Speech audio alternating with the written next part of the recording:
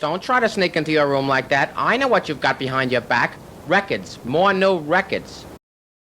So Jeff Coates, you have been upgraded to a new position here at Fine Sounds. Yes, so I'm now the brand manager for all of our distributed brands. So that's Pro-Ject Audio Systems, Rotel, and Sumiko Phono. Even though we don't distribute that, that's an owned brand that falls under my same umbrella. What brand is that? Sumiko Phono cartridges. Oh, right. Of course. You don't distribute those? No, we own the brand. Right. Yeah, so it's, even though it's not a distributed brand, it falls under I the see. same. Okay, Yeah, okay. So it's just sort of a But it's part point of order, you know. Okay, so what are you showing here that's new and exciting? Man, we've got a lot of stuff. So we took a little different approach with Florida Audio Expo this year. Typically we'd had a bigger system, so we'd show like one big sort of audiophile system, and people would walk into this tiny little hotel room and they go, wow, that sounds really good.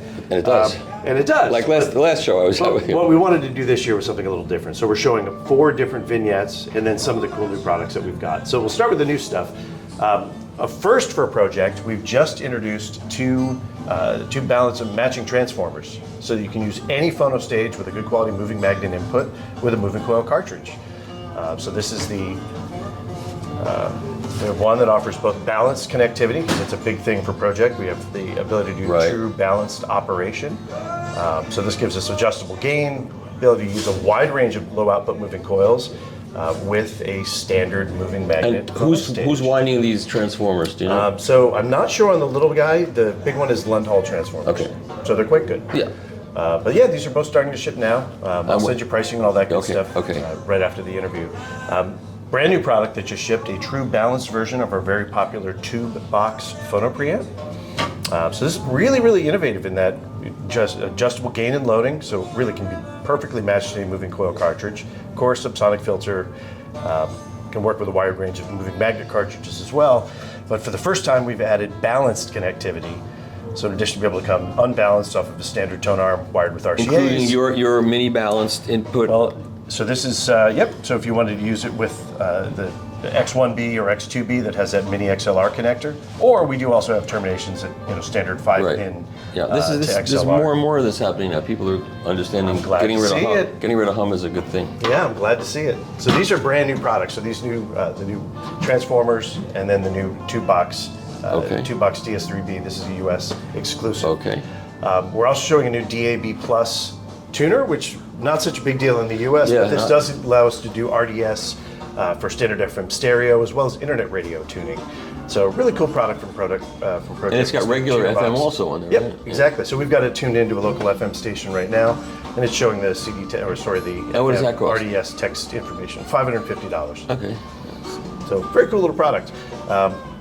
My perennial favorite, for everybody that's a little space challenged, this is a little stereo box S3BT, 2 analog line inputs, Bluetooth, aptX Bluetooth, little 22 watt per channel Class D switching amplifier on board. What does that Wonderful cost? sounding little product. These are about $400. Oh, and what's the thing below it? That's the Prebox S2 Digital. So that's a really wonderful, that's the latest update. That's the 2023 edition. But really wonderful sounding DAC stereo digital preamp.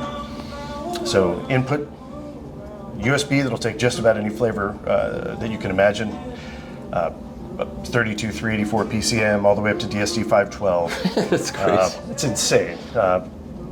Coax and fiber optic for 24192. Gives you analog outputs as well as a headphone output.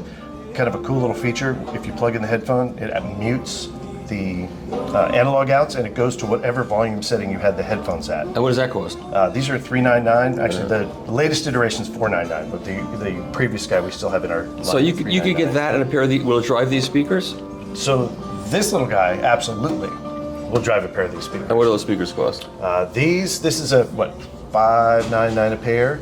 Oh no, these are the speaker box S2s. I apologize. So these are $800 a pair. Okay, so 8 plus 4 or something Right. for $1,200. Well, and that's what we wanted to do. So this is what I've got here. We'll start with the Pro-Ject side.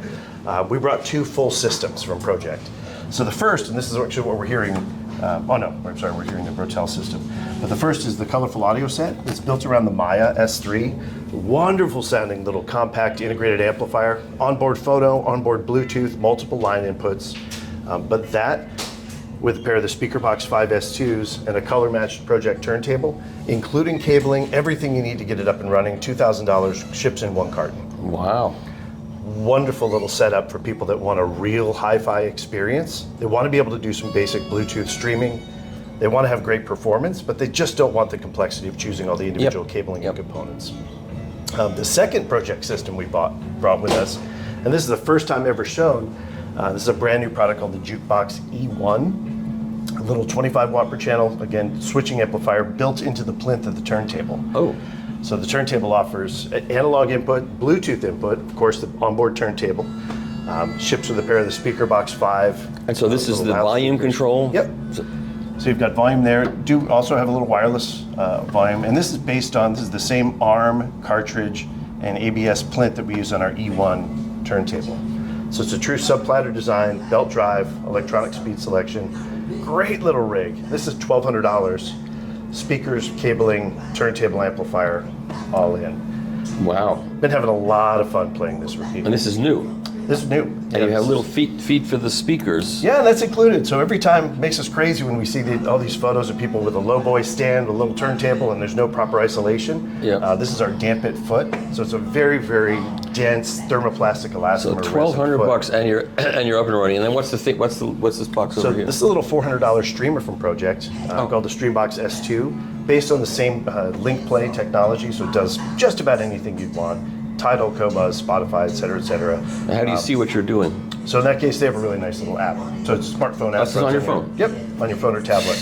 So if you don't want to do, we did this because we really want to be able to do some uncompressed streaming at the show. Yep. There's Bluetooth built in, so for some clients that just want to get something up and running, have it pretty basic. And so there's an aux input on this thing, then you run that through there. And is that what that is? Or is that's and that's actually remote selectable. Oh, I see. So there's a. So it's through the remote that you would do that. Yep, exactly. Okay. Or you can from the front. You can just push in. Okay. So not while you're playing a record. Yeah, exactly. So that's why we give you the remote.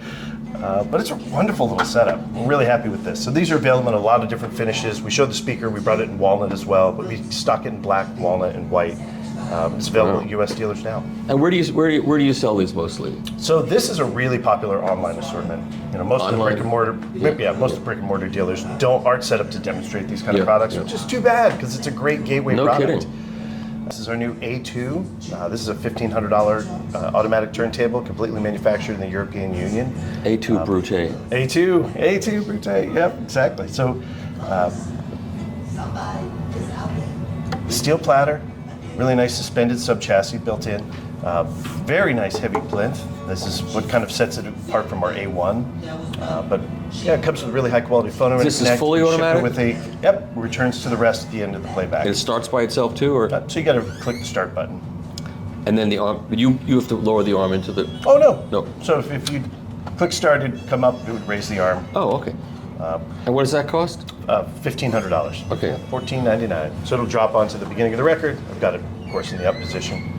But at the end of the record, it'll return to the rest. Oh, so it does everything. Yep. No, this is great. We've seen a lot of clients that just want the convenience of this, especially if you've got, maybe you came up with an automatic turntable. It's just something that you wanted. Yeah. Or your hands shake. You're old and your hands shake. Yep. And that's nothing wrong with that. It happens. Absolutely. So we really wanted to do something where we engineered a much better arm, ships with the Sumiko Rainier phono cartridge, which is quite good. It's an excellent So it comes with tape. the cartridge for $1,500. Yeah. Pre-mounted, ready to go. That's good. Okay. And then we also are showing a bit of a secret. You'll hear a lot more about this on Tuesday the 20th.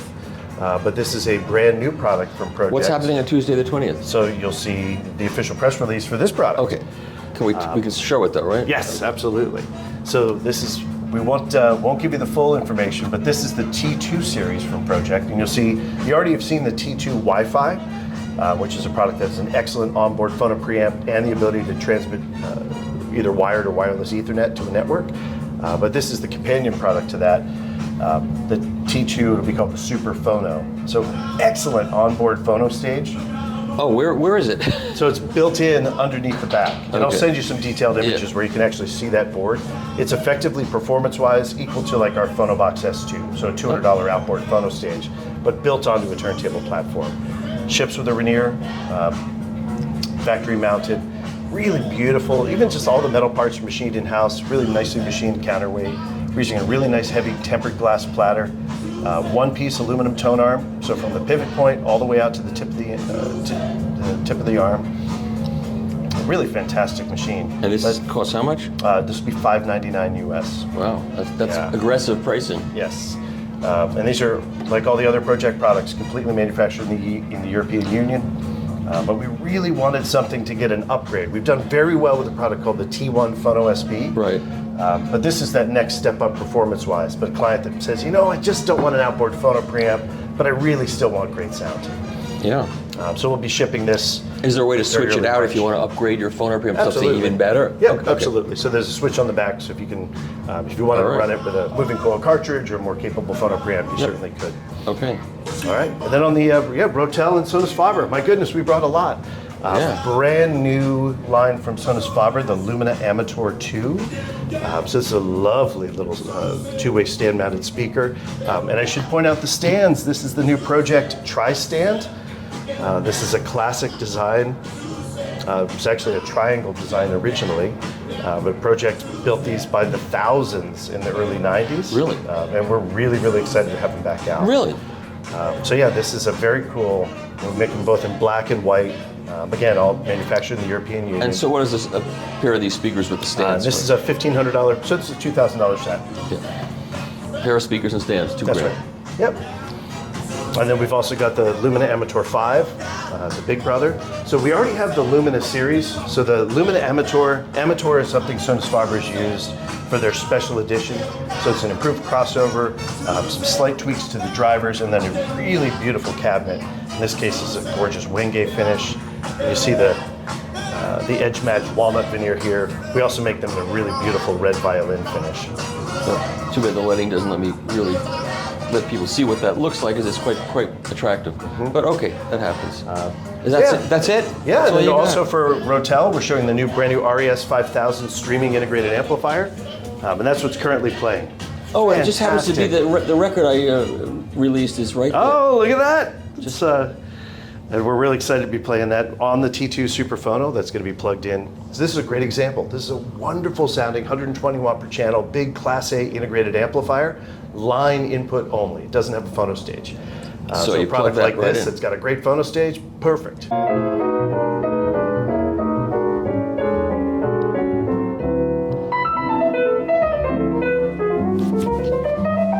It sounds ridiculously good.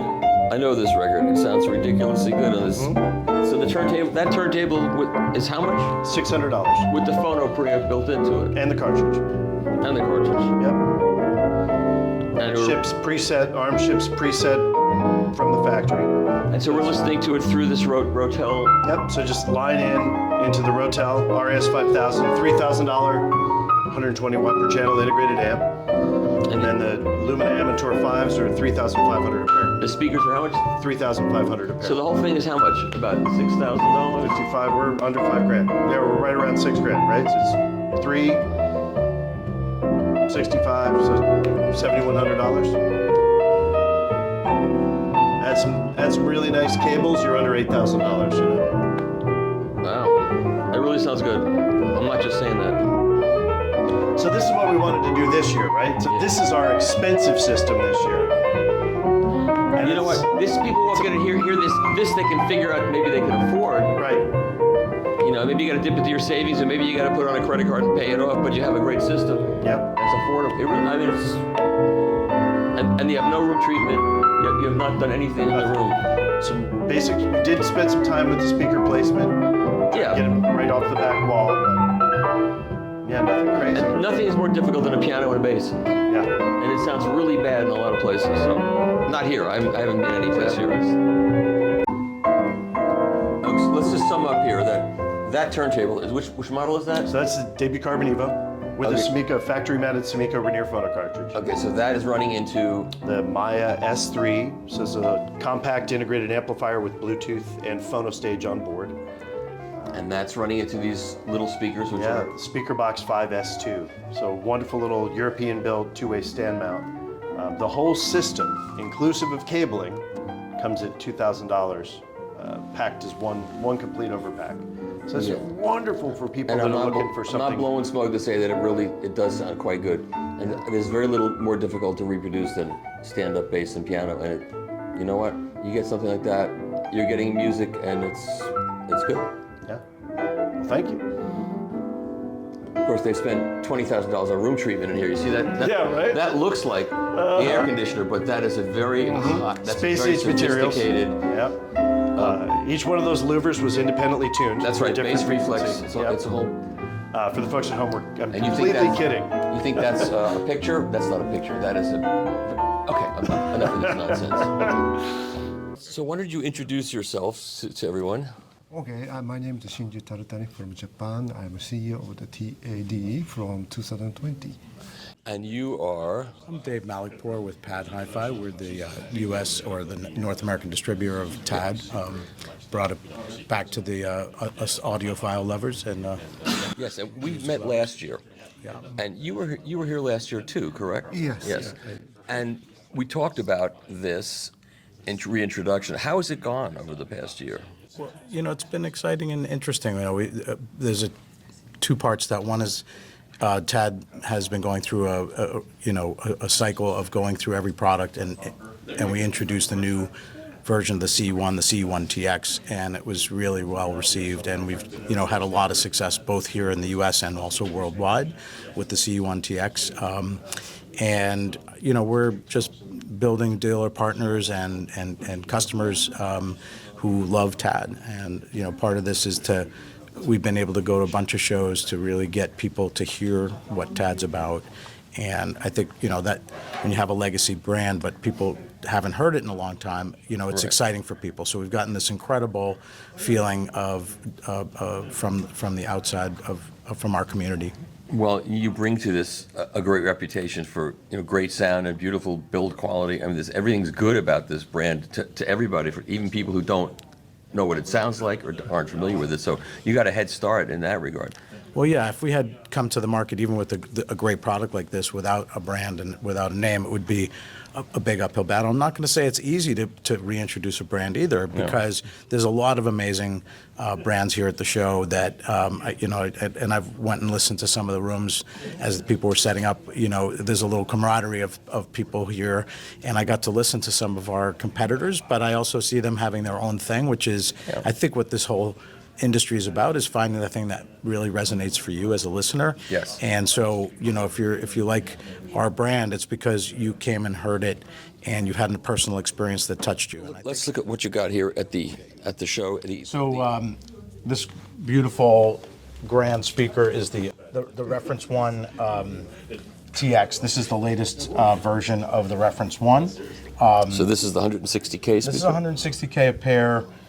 Goes down to 29 hertz, I believe, and really has an extremely balanced sound and phase coherent.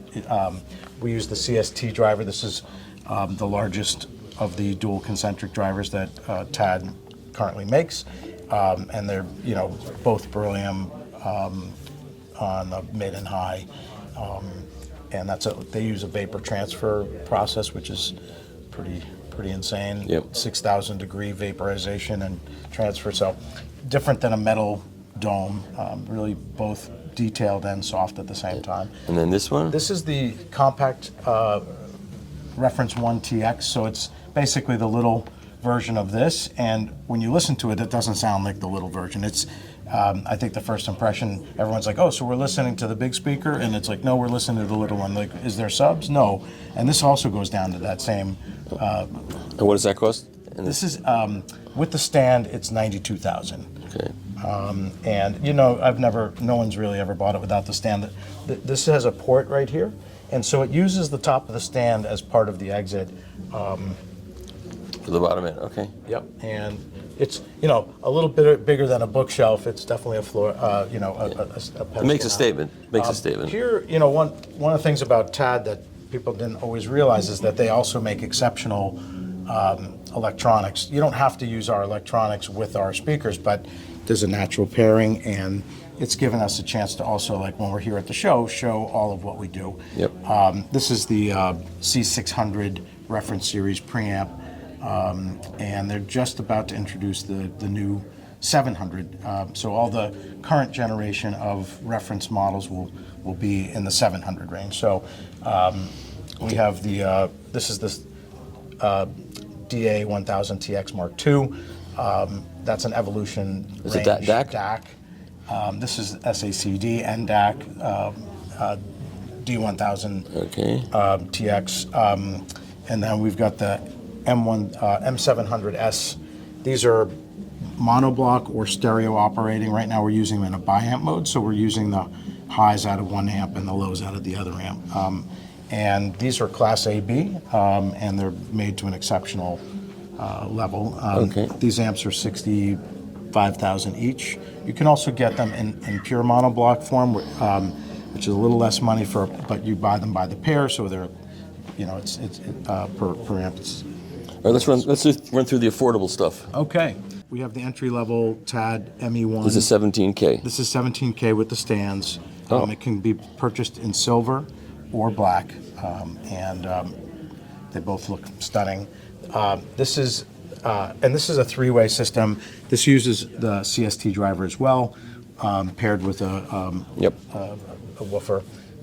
This is the E2. This is actually a 2.5-way speaker. It's the only speaker we make that doesn't use a CST driver. It uses a tweeter and the two drivers, and they do slightly different things. And there's a port at the bottom here that.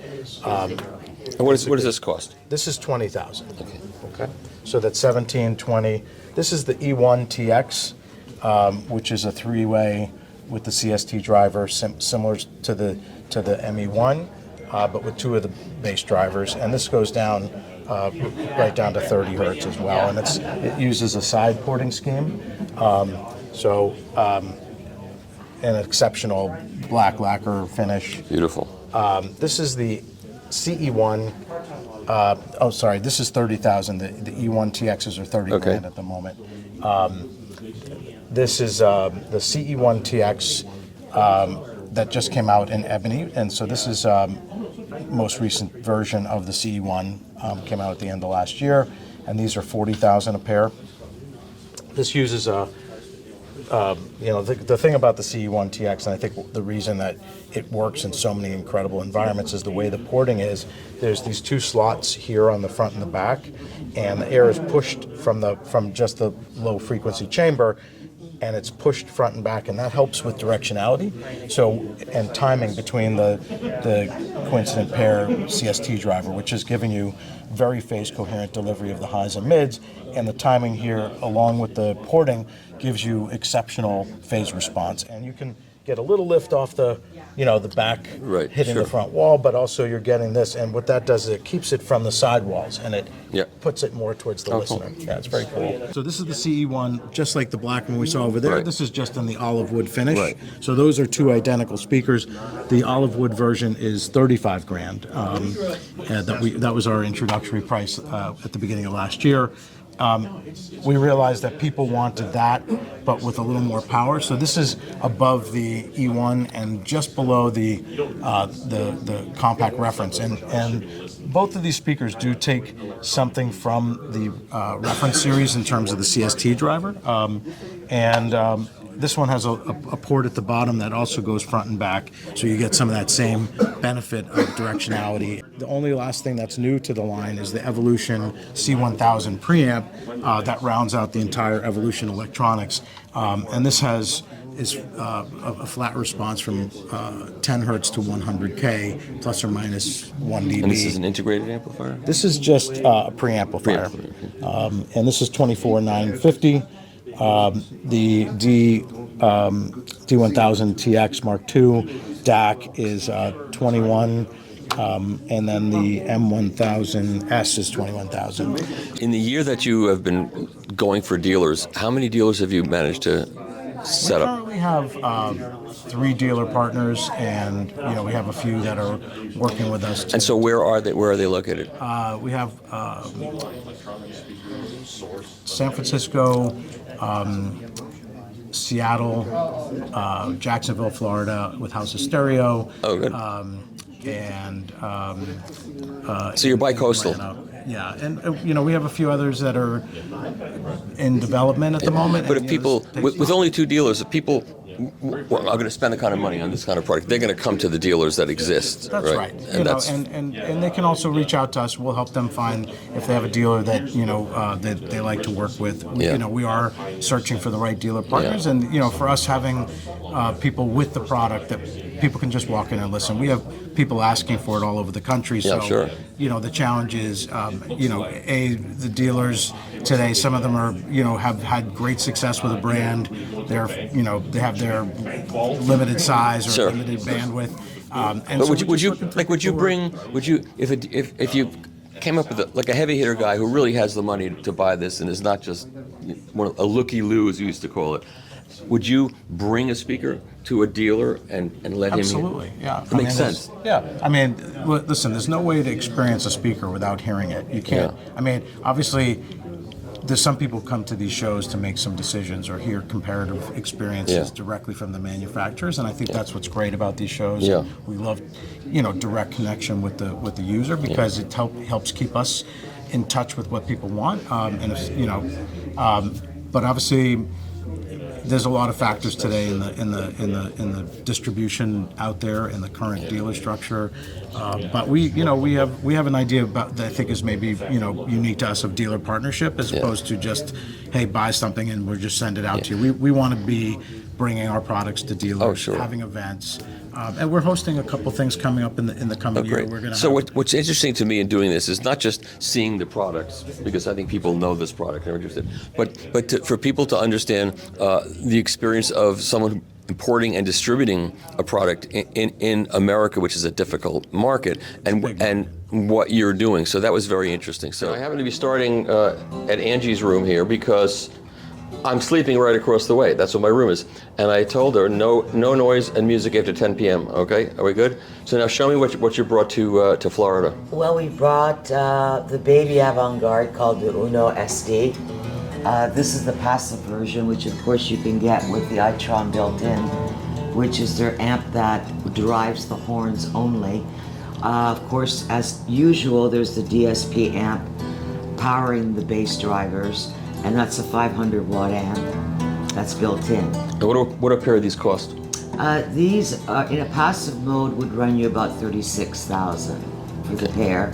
There are optional horn colors and cabinet colors. This is our new gloss cabinet, which is a premium charge. We're also showing the PhaseMation MA1500 mono amplifiers, which I've shown before, but they mate so well with the Avantgarde. And I've got their new companion passive preamplifier, which is hooked up on the other end. So what do a pair of these sources. cost? These are approximately 20, little north of 20 for the pair. Okay. And there's 3 models. There's a new one we'll be showing at Expo now with the 2211, dual 2211 in each mono amp. 1,000. Okay, and then across Then the way we go along here.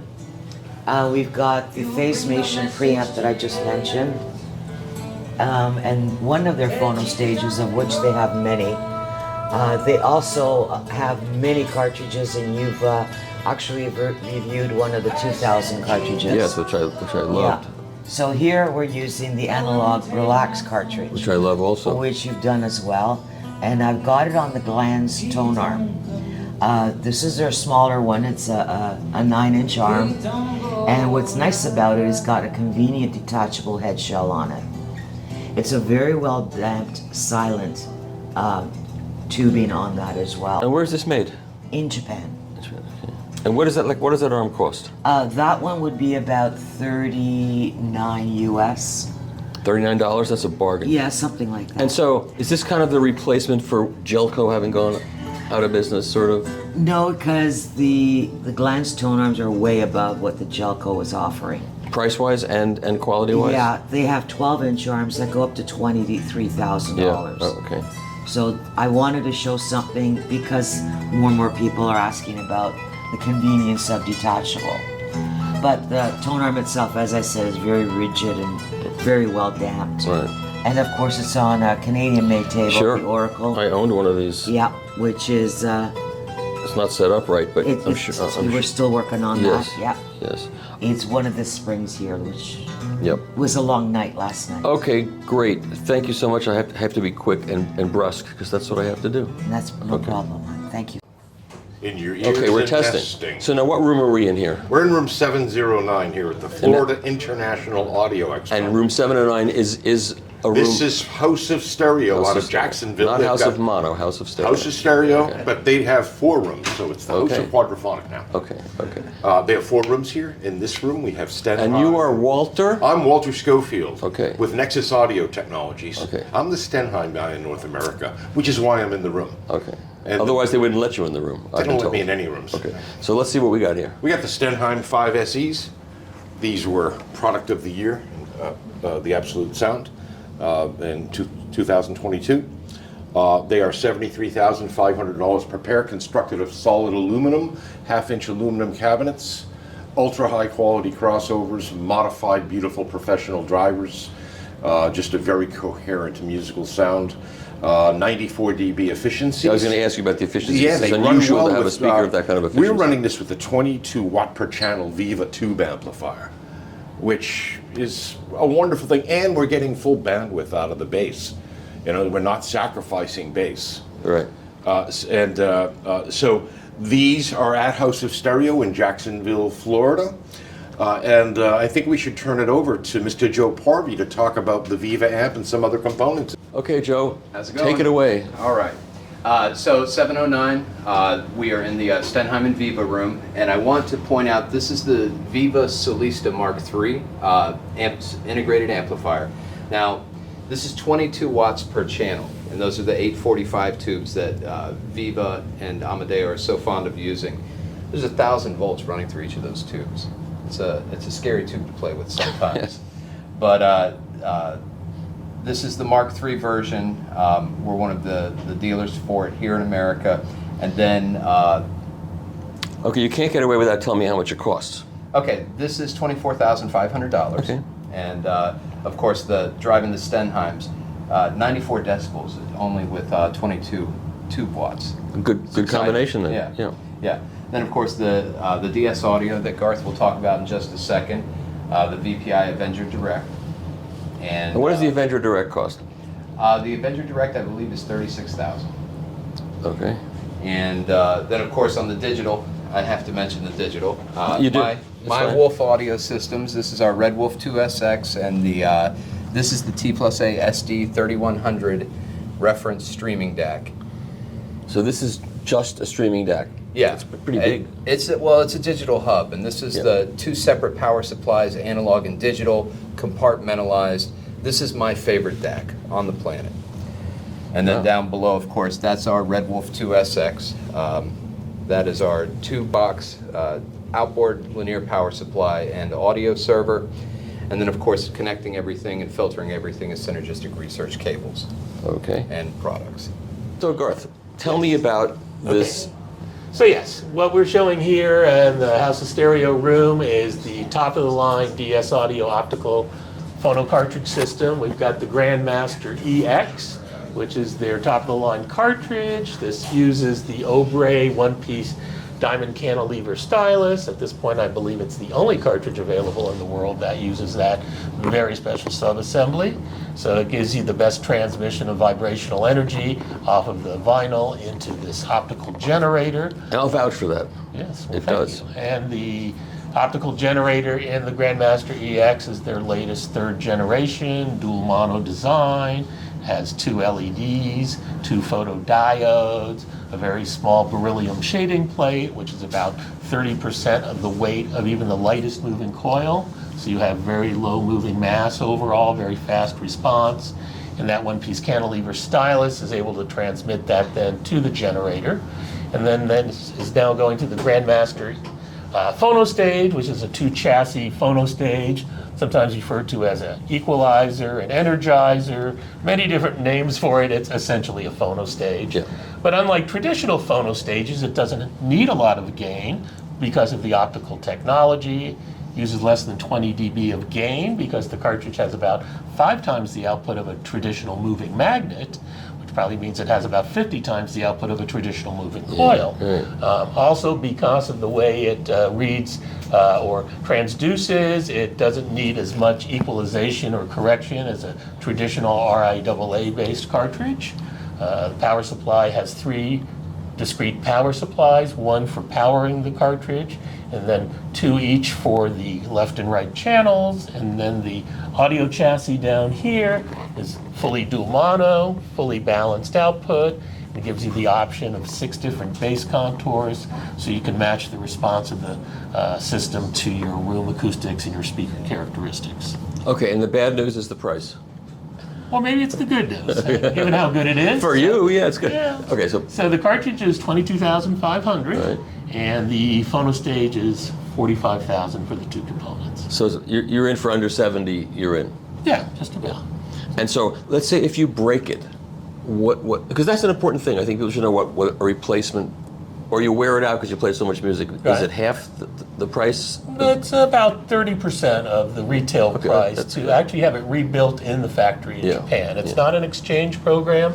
You literally send it back to the Japanese factory, and it's the only factory in the world that's capable of building an optical cartridge. Where I've been. I've been there. You've been there, right? Yeah. So, in Yokohama, just outside of Japan. Yeah. So, DS Audio now has been in the marketplace a little over a decade. Yeah.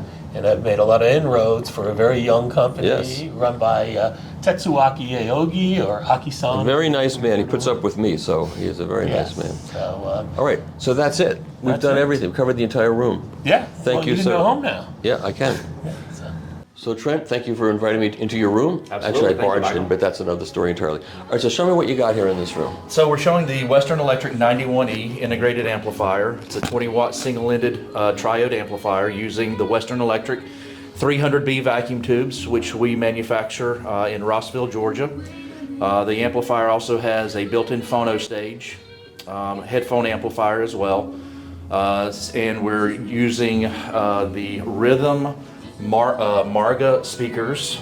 These are a powered sub-bass system with a full paper cone, full range driver, which are also very, very efficient. They're 97 dB efficient. And these are made in India. That is correct. Yeah. They sure are. We showed these actually in Washington, the smaller version Yes. of this particular speaker. So these have 4 7-inch drivers in a push-pull configuration. Both crossover and gain control are adjustable on the bass driver. It works very nicely with the integrated amplifier from Western Electric. And you can tune it into this room, right? exactly right. You're at an advantage over people who just have to try placing speakers around the room and get good sound. Correct. And in fact, we were using these in our recently renovated sound space in Rossville, and it's a very large room. Like Yeah. It's 28 by 22, and these work very nicely in that space. And then you got a This is the Canada. That's correct. Pure Fidelity table with the phase-mation arm and cartridge.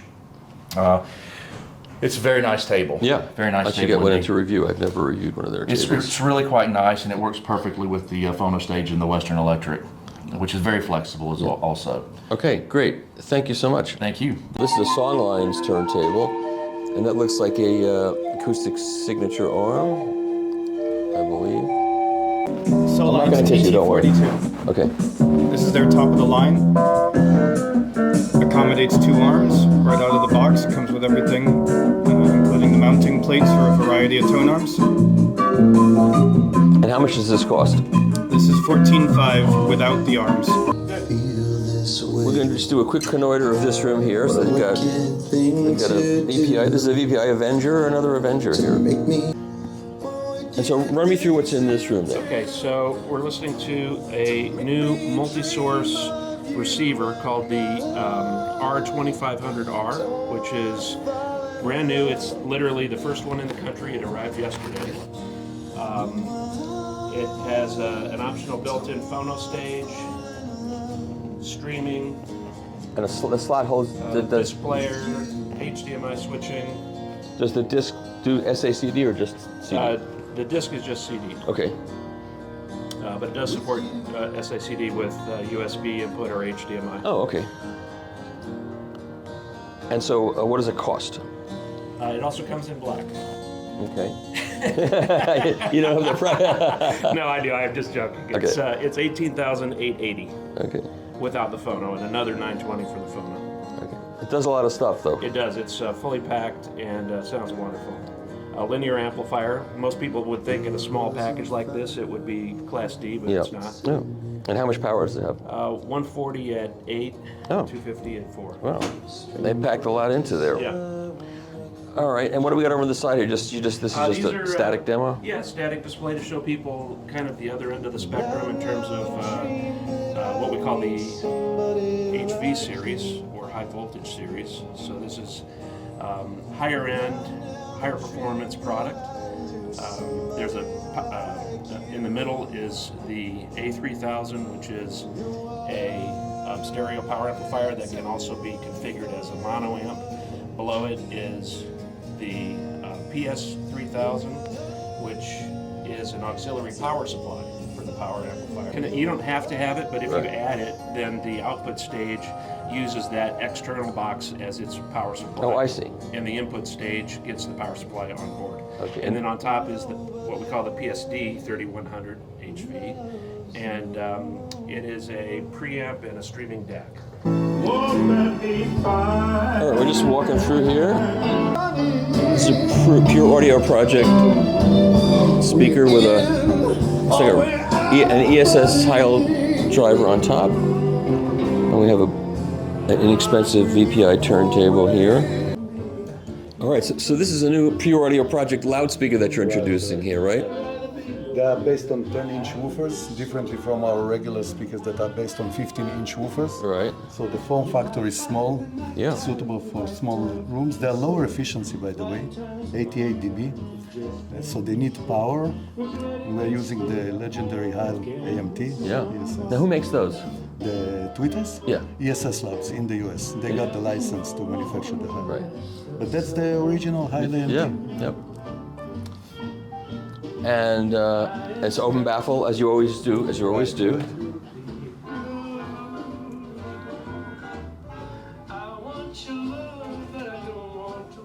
And so, what is this sold in kit form? It is sold as a kit. You can see the baffles with the bolts attached to the frame.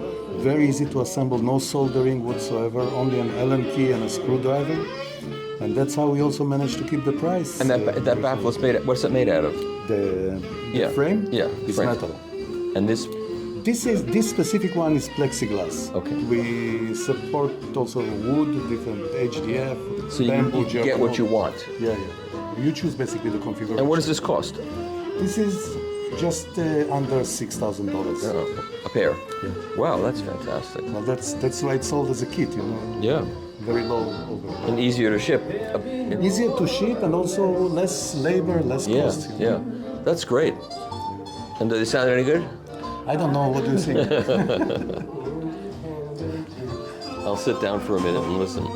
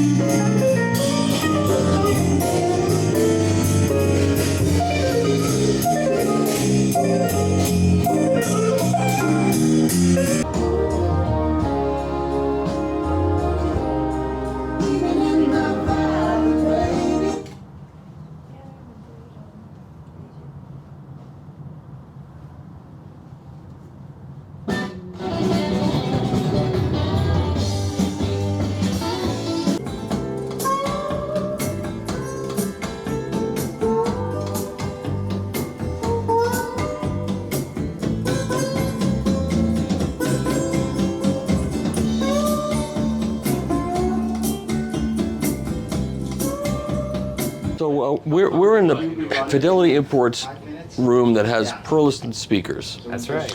And you are? Dan Romer. And this is your company? Right. So we were talking before I turned the microphone and camera on, and I decided it would be a really good story to tell people. So why don't you talk about your background and Perlisten and the company and what you do? Okay, yeah, sure. So if we go back a long time, 30 years, let's say, I was a transducer engineer originally, doing ground-up designs, which is a great core to any audio engineering engineer's profession, right? So then started doing passive crossovers, active crossovers, moving on to cabinet designs, things like that. Designing it for other companies, like OEM kind of work? Originally, I worked for International Jensen. At the time, International Jensen owned Jensen, obviously, Advent, AR, NHT, Phase Linear, a lot of brands. That was after the conglomeration of all those brands were bought up by a holding company of some kind? Yeah, and then Rekaton, and then now Vox Group. So it's kind of progressively got bigger and bigger over time. But back then, what was really neat about that group was the engineering core, which I was lucky to be a part of, was really pushing the science side of things of, okay, let's do simulations of everything we can and see how accurate we can predict the outcomes. And I've always kept that in my whole career. So ground up is kind of my specialty. And then, so if you kind of fast forward through time, as I left Jensen, then eventually I did consulting. And the neat part about consulting is that you are designing for other people's requirements. It forces you outside of your comfort zone, forced to try new things, and that's good in the respect that you're experimenting at the same time, but all in the quest for high-end hi-fi.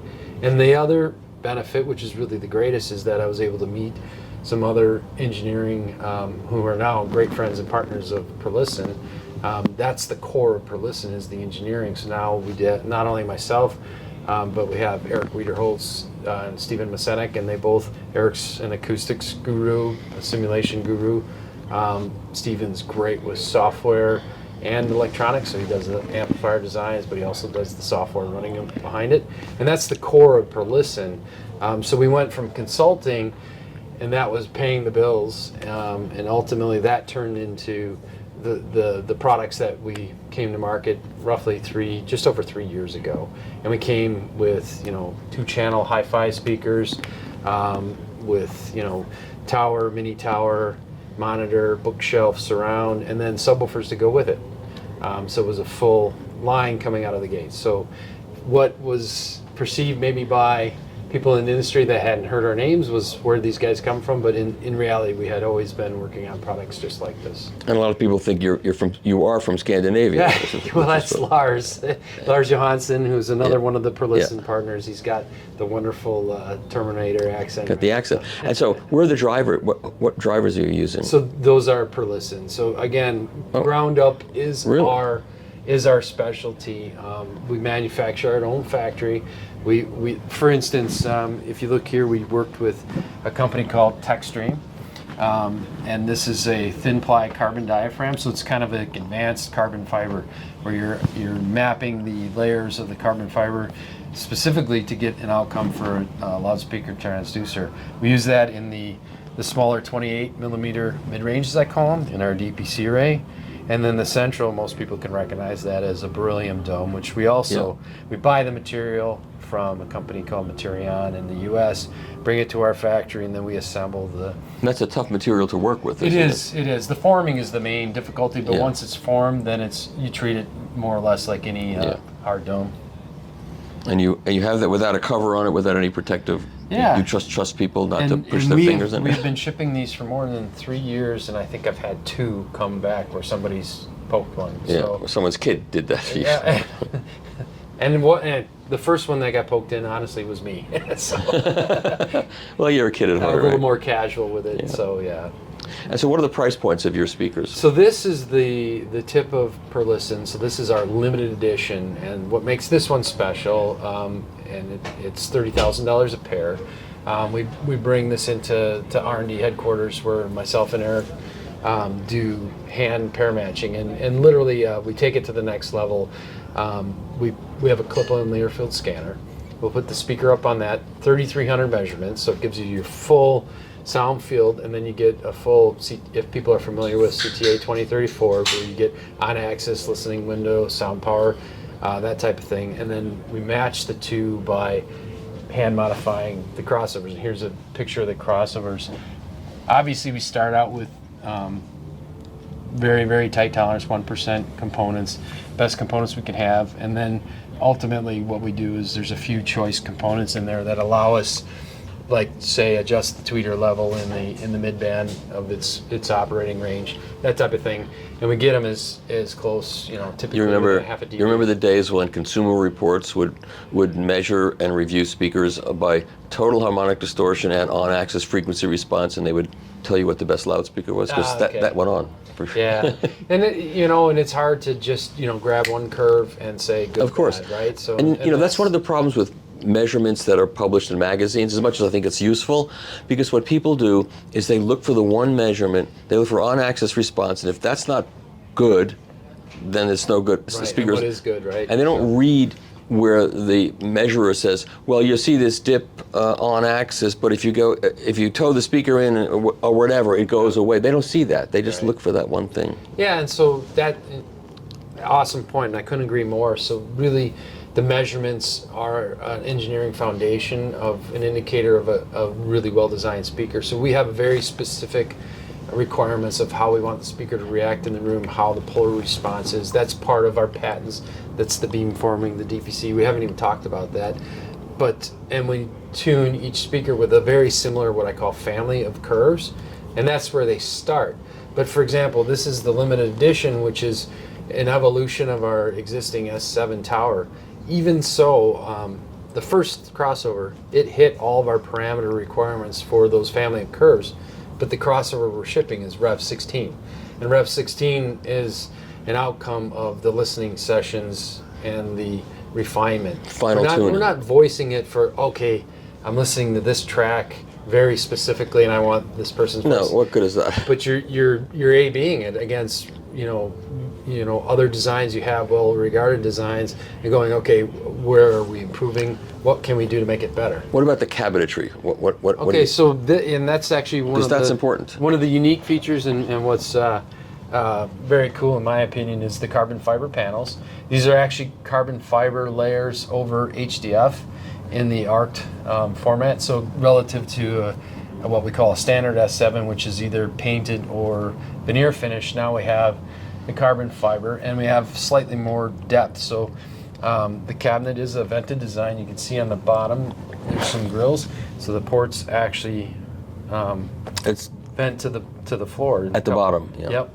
And what that allows me to do is tune it very low, and the low frequency performance. Like for example, we measured this room.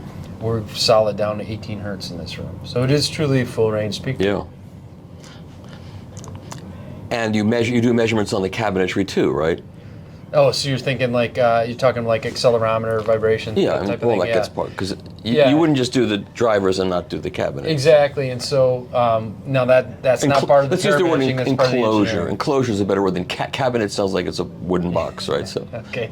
Enclosure. I agree. In the enclosure, yeah. So again, that's part of the design where you're strategically placing the bracing internally, horizontal and vertical, but also here the baffling. This is actually a 50 millimeter piece of HDF that we mill. So it's CNC milled. It's milled on both sides, and then there's yet another 30 millimeter piece that's laminated to. So effectively, it's 80 millimeters thick. So it's pretty inert. It's inert, and that's really important, right? So in the high frequencies, the wavelengths are very, very small. You don't want any vibration affecting that. Does it sound any good? It's all right. It's all right? Okay.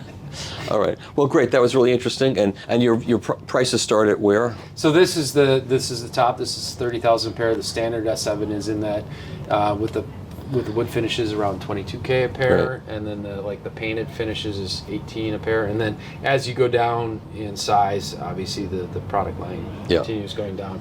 And then we do have similar technology with the DPC and the waveforming, R series. So pretty much every cabinet at S series, we have an R series equivalent that's half the price. Oh, and what, those cabinets are less sophisticated? Yeah, there's those enclosures. Excuse me. Yeah, there we are. The enclosures are certainly not the carbon fiber. Yeah. A little bit smaller. The componentry. The level of detail. And what's your sales system? You sell through dealers, or you sell direct, or you have a combination of things? So no, actually 100% we sell through dealers. So our global footprint, we're in somewhere around 44 or 45 countries right now. Wow. Is we use distributors locally. Yeah. And they help us work with all the dealers, and then we travel as much as we can to support shows and events. So it's worked out well for you. And so you planned, you designed, you built, and you're successful now. Well, that's a nice compliment, and I'd like to think that Perlisten has come a long way in 3 years. Yeah, currently. it's great. It's a great story, and people, this industry does support new ideas, and new people are coming along, and people with good ideas and doing their thing. And that's certainly the feedback we've got, like with this product especially. We're pushing, highest price point we ever have, and this is the fastest selling product we have right now. So it's really been overwhelming. Yeah. Outstanding. Well, thank you so much for talking with us, and I'm sure everybody enjoyed that story, because I did. Appreciate it, and thanks for coming for a listen. All right, so now we're in a Dolby Atmos room. Yes, you are. And we have Perlisten speakers, and they have subwoofers too. That's their subwoofers as well.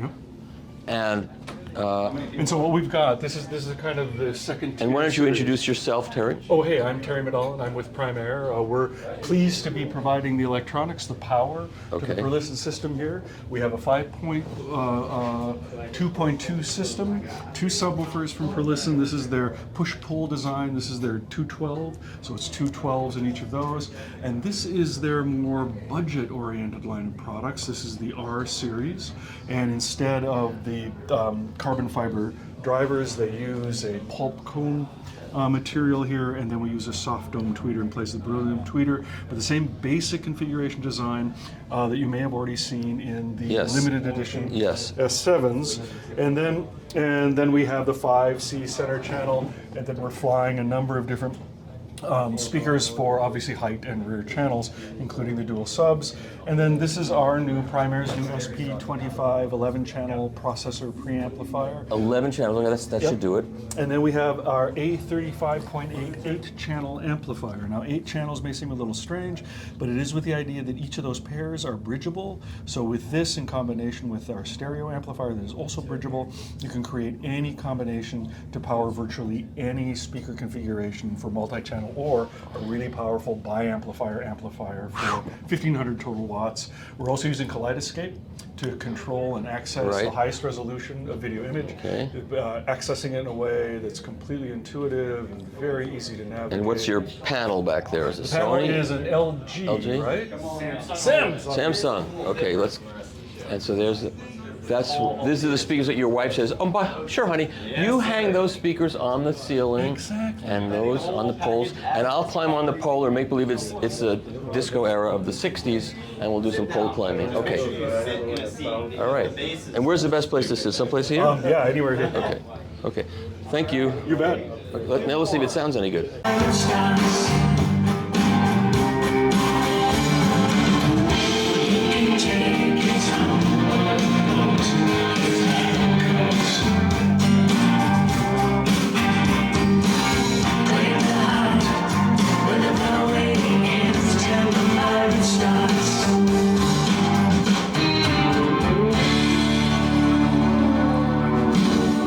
My name is Florian.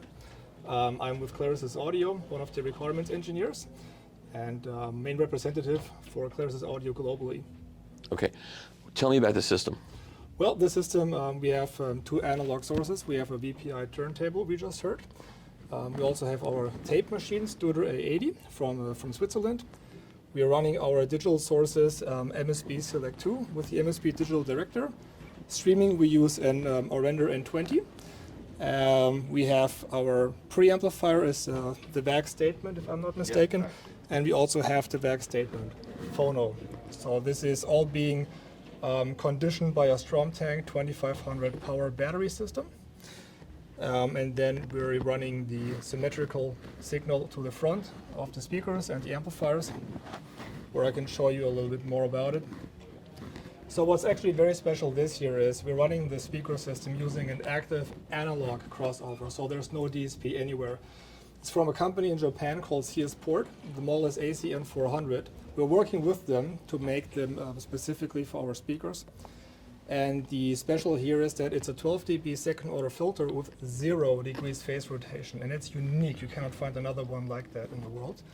And it's feeding these VAC 300 monoblocks right here. And they're driving the ribbon actually directly. So there's nothing between the output stage of this amplifier and the ribbon driver. Oh. There is no capacitor, no resistor, no inductor, nothing. And as you can see, does that require any modification to the speaker to do that? Absolutely not. There are inputs just for the... You remove the passive crossover, you hook up the active crossover, and you're done. And what I brought here with me to show you on this video, just because I came prepared, that's our actual ribbon driver. That's one I took out. This is being driven directly. So you're going from the output stage of the amplifier directly onto the trace. There's nothing in between. So you have a driver that's essentially massless, weighs nothing. You have a full neodymium magnet system, so you have all the speed and all of the control, and all the drivers are exactly the same. And that's why you get the coherence and also the speed.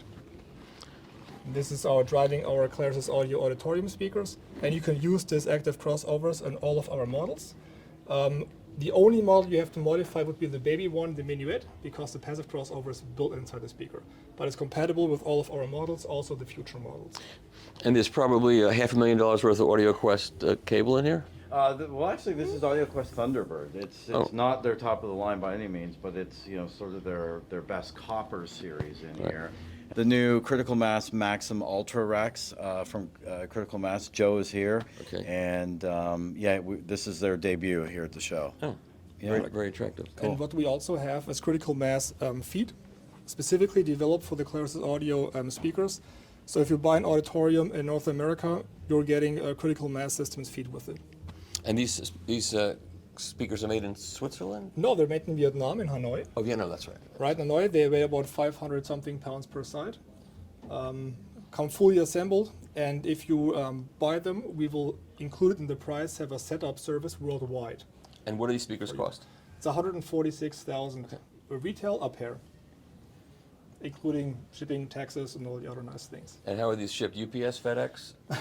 Yeah, we tried. No, air cargo. 2-day service, door to door. Oh, good. I was going to say, because otherwise, what FedEx and UPS would do is drop ship it, and they would drop it in the shipping. They would drop it, yeah. No.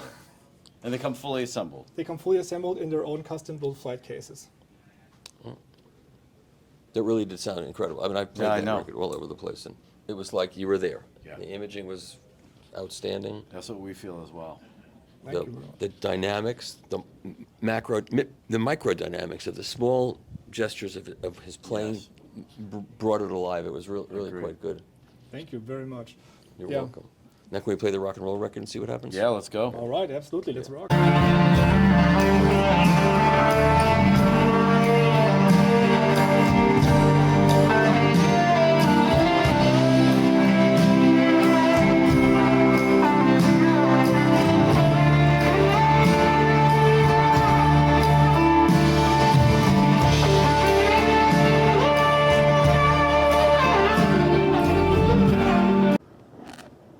What do we have in this room?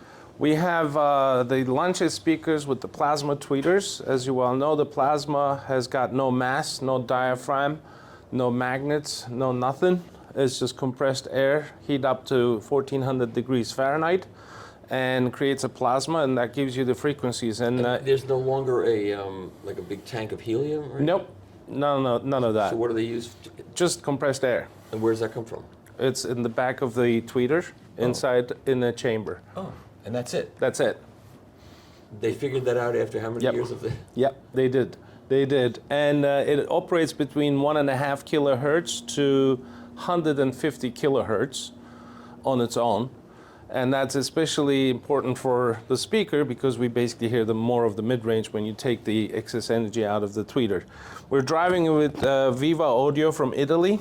The Solista Mark III integrated amplifier based on 845 tubes. And it delivers 22 watts. As you well know, you can get 10 watts from each tube. So in theory, you can basically run them at 40 watts, Class A, but the designer is for the longevity of the tubes as well as the stability of the amplifier prefers to run it at half of its capacity, roughly speaking. And at 10 o'clock, we can basically get like 85 decibels in this big room. So it's really powerful. And then all of our cables are albedo silver cables. They're monocrystal silver cables. Unlike most of the other manufacturers, they smelt their own silver, they extrude their own cables, and it's all monocrystal, so there's no other alloy in them. And where are they made? In Poland, handmade in Poland. They also make their spade and banana connectors for their speaker cables as well. All of the power cords, all of the cabling is albedo. And then we have at the bottom, Syn Audio from Bulgaria. They make just power distributors. This is their top-of-the-line power distributor. Called PSD10 Unlimited, and I'm going to basically pass on giving too much detail, but he is using the power. Let me just rephrase. He's using the magnetic field on the power itself to eliminate the noise on the grid. Okay. And then we're using the esoteric as a CD transport. And the Thrax Maximinus DAC, we're using at the moment. So it's really an internationally flavored...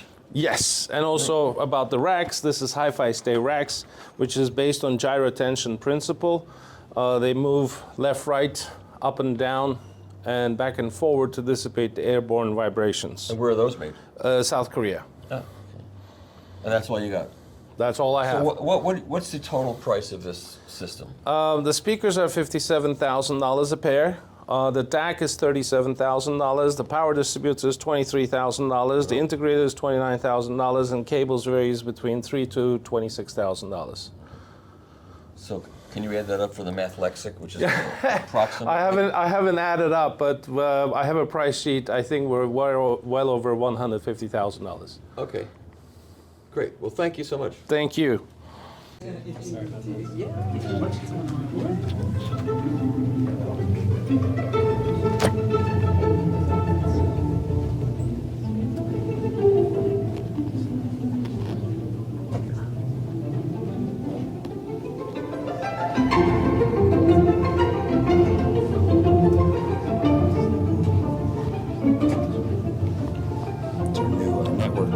This is brand new? Brand new. So tell me about it. It's the C41 network player. It's our entry-level cadenza line product. It's a full-function DAC with USB, SPDIF, AES, and Toslink digital inputs. Also a LAN connection, so you can run. It's room-ready. You can run any player like a JRiver or a Audio Ravana over UPnP to it. Okay. And if you're a digital-only system, it has a very sophisticated volume control. So you have over 150 dB of dynamic range. So we're direct connecting them to the big boy amplifiers over there, 9011s. Okay. Yeah. And then when we're playing tape, we're pure analog, so I move the interconnect over to the analog preamp, and we'll listen to the tape. You ready? And what tapes have you got? We have a lot of mixed tapes. Oh, these are all tapes down here? Yeah. Oh. Yeah. They're all compilations that we made. From what? What source? Random stuff. Mine came from Bruce Brown, so I don't know the provenance of it. So, but Greg's got some production safety masters and things like that he's been able to source. And this is his new deck. You want to tell him about the deck? Yeah, it's a new United Home Audio Ultima Apollo deck. It's the second from the top of the line from the Super Decks. And it's got all new gain stages, very large. One's newly designed, as well as a new EQ. All new voltage regulators to feed those hungry gain stages and EQ stages. And a couple other circuit modifications that trickled down from the Super Deck. So is this based on any particular deck? Or yeah, it's a Tascam deck. And the reason I chose it was because it was made, recently, like in the 2000s. Yeah. So it's not 40, 50 years old. And what I do, it has all DC motors in it. So what I do is I take AC from the wall in this outboard power supply, convert it to DC, and then the only thing in here doing everything is DC. But there's also separation of church and state. because one transformer only runs the tape transport. Then the other transformers run the right and left channel. And what about the playback electronics coming out of the tape head? What are they? They're my proprietary head amps. That's what some special boards, new gain stages, new EQ stages. You can't fit that much in here, not like in the Super Deck when it has, 3 separate chassis. Yeah. So you can get these big oil can, caps in there and the whole bit. Right. But this is a scaled down version. It's the second from the top of the line. This one's going to be about $55,000. Okay. Top of the line's $90,000. Super Deck. And actually, the second run on my second run of Super Decks, and they're half sold out.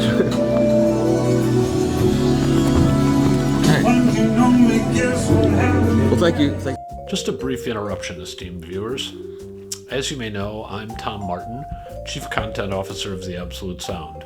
We have a new product. It's on the Substack platform, and we're going to do some interesting things with Substack. First of which is reader questions and answers. Each Monday, readers will submit questions. We'll pick the most interesting ones and we'll answer the questions on Friday. We'll also have early access to articles and special blogs that don't appear anywhere else. We hope you'll join us. It's only a cost of a cup of coffee per month. Just check on the screen or in the show notes below. Thanks, and now back to the show. Under my skin, I tried so not to give in. I said to myself, this affair never will go so well. What do you got going here, man? So this is the new Daisy DAC that's now in production. This is going to be an AK4499 bass DAC with 8 mono op amps. Right now we have the Sparkos 3601s installed. You're going to have multiple options in the back. I guess everybody's calling it a distribution DAC. You're going to have your dual set of XLR, so your balance outputs. You're going to have 4 sets of RCAs. Okay. 4 SPDIFs, which are going to be 2 toss links, 2 coaxials. Then you're going to have a toss link and coax output, USB input, and then an AES input. AES EBU input? Yes, sir. Yes, sir. So yeah, your balanced digital. Okay. And then from there, you're going to have, in the front, we made it super clean. So select your input and you're all done. Yes, and everybody who knows Gishelli will understand. Thank you for finally making the buttons make sense and clean. So we did it as clean as we could. And what is this going to cost? What does this cost? This is going to start at $1,300 with the base wood, which is oak. You get the wood case, and it goes up from there depending on your wood selection. And you were saying something like 99? What's 99? Yes, sir. So that's the DAC chip we're using. So we're using dual mono setup of the AK4499. And so it can do 9624 and what words? Yes, sir. It can go through SPDIF. It can go up to 192, 24, and then in USB it can go up to 384. I think the number is 32. Okay. So basically all your high res stuff is fine. And it also does DSD 512. Okay, good. So the price is very reasonable. $1,300. $1,300. Yeah, and you get the custom wood case. Okay. Cool.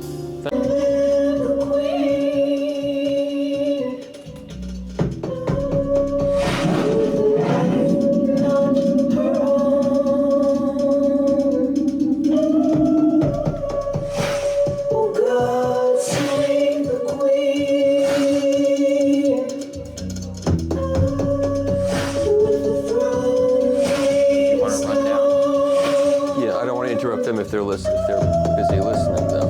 Just let me know.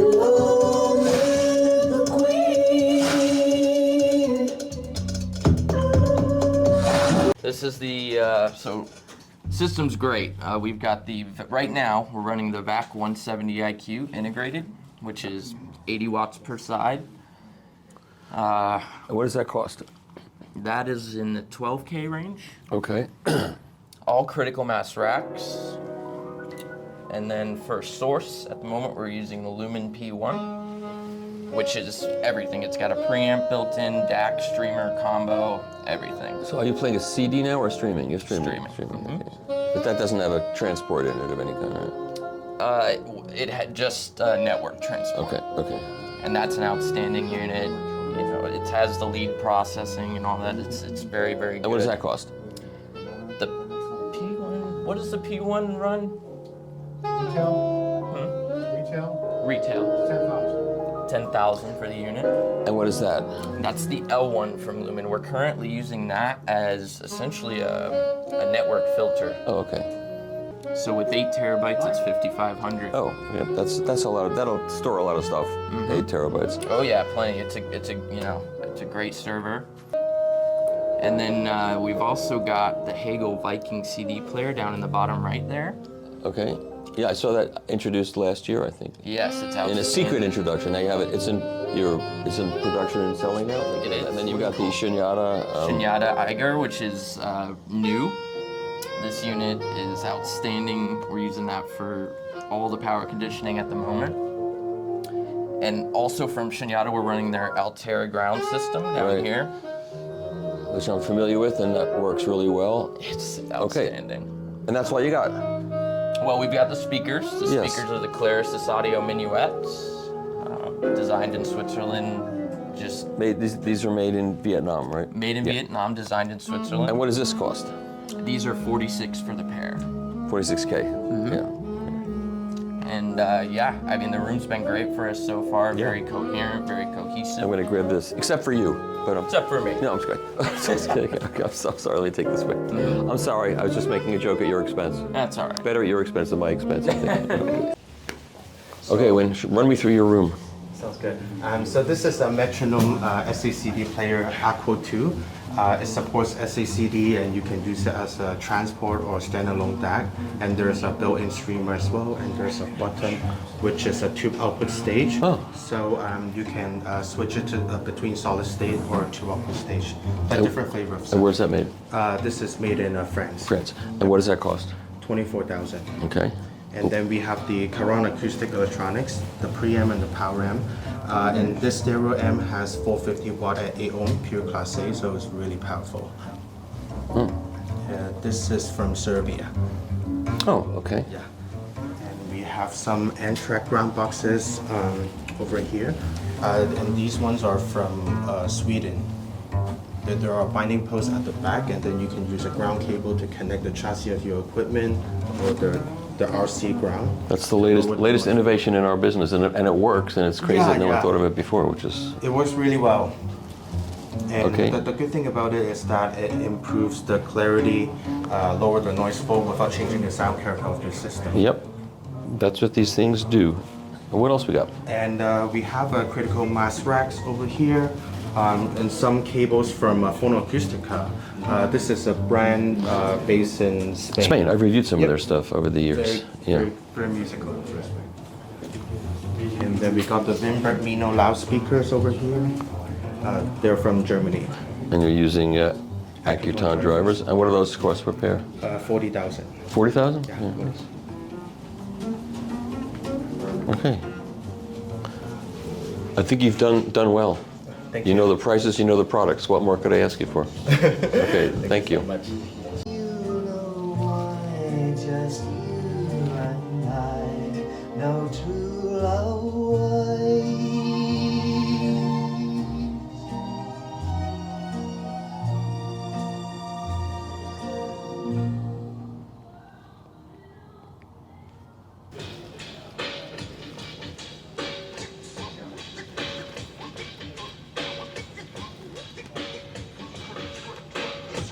This is the latest Honeywell system.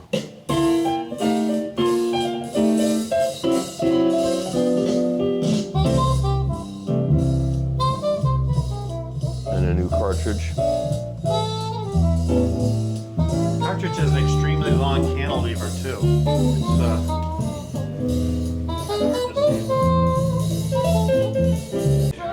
Okay, John, what do we got here?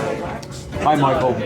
We're focusing at this show on our PD 151 Mark II turntable. It's just won a number of awards, highly reviewed in various magazines. Our L507Z integrated amplifier.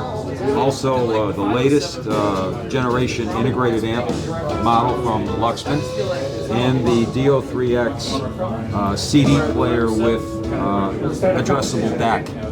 And it plays SACD also, or D? It's not SACD. This is just CD. This is our entry level CD. And what does that player. cost? $4,400. And the integrated? $89.95 retail. And $6,400 with the cover. Okay, but not the cartridge? But not the cartridge. Okay. At this show, we're using an Audio-Technica cartridge. Okay. Since our dealer partner here is an Audio-Technica dealer. Makes complete sense. To focus on it.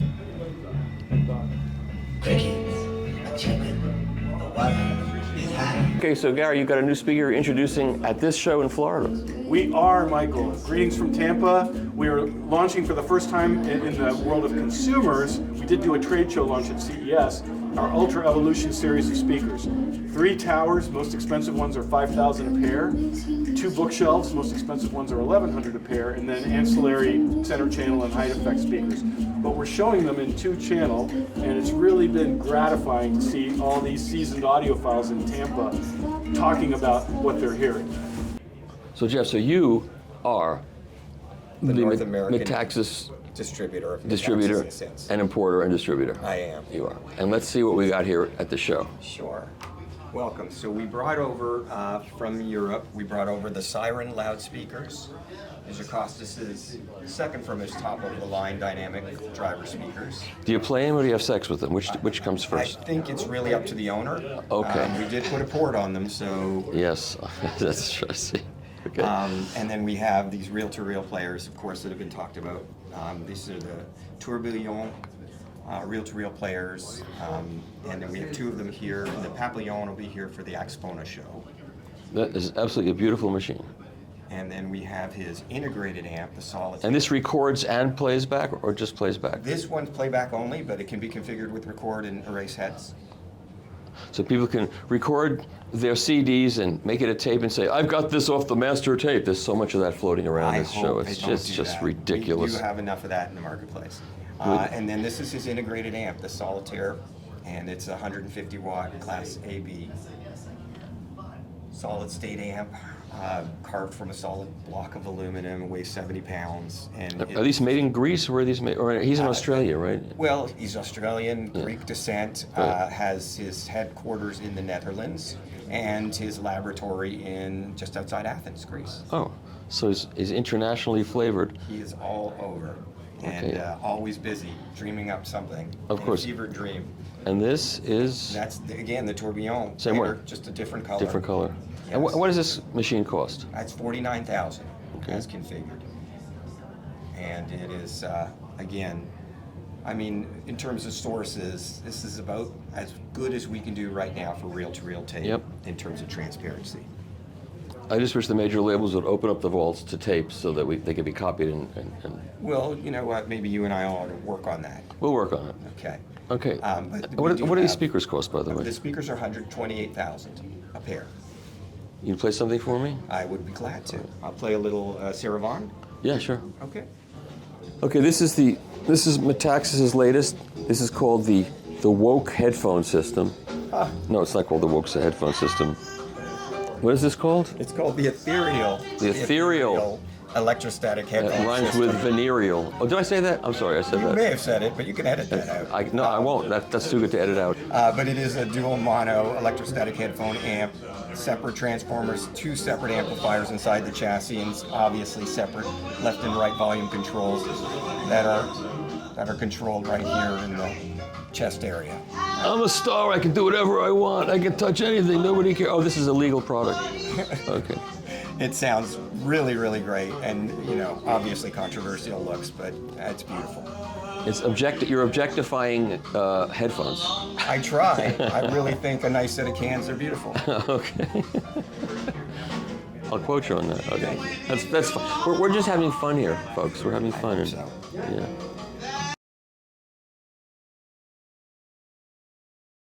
I'm Fritz Delmos from Audio Group Denmark. Okay. Welcome to our room. Thank you.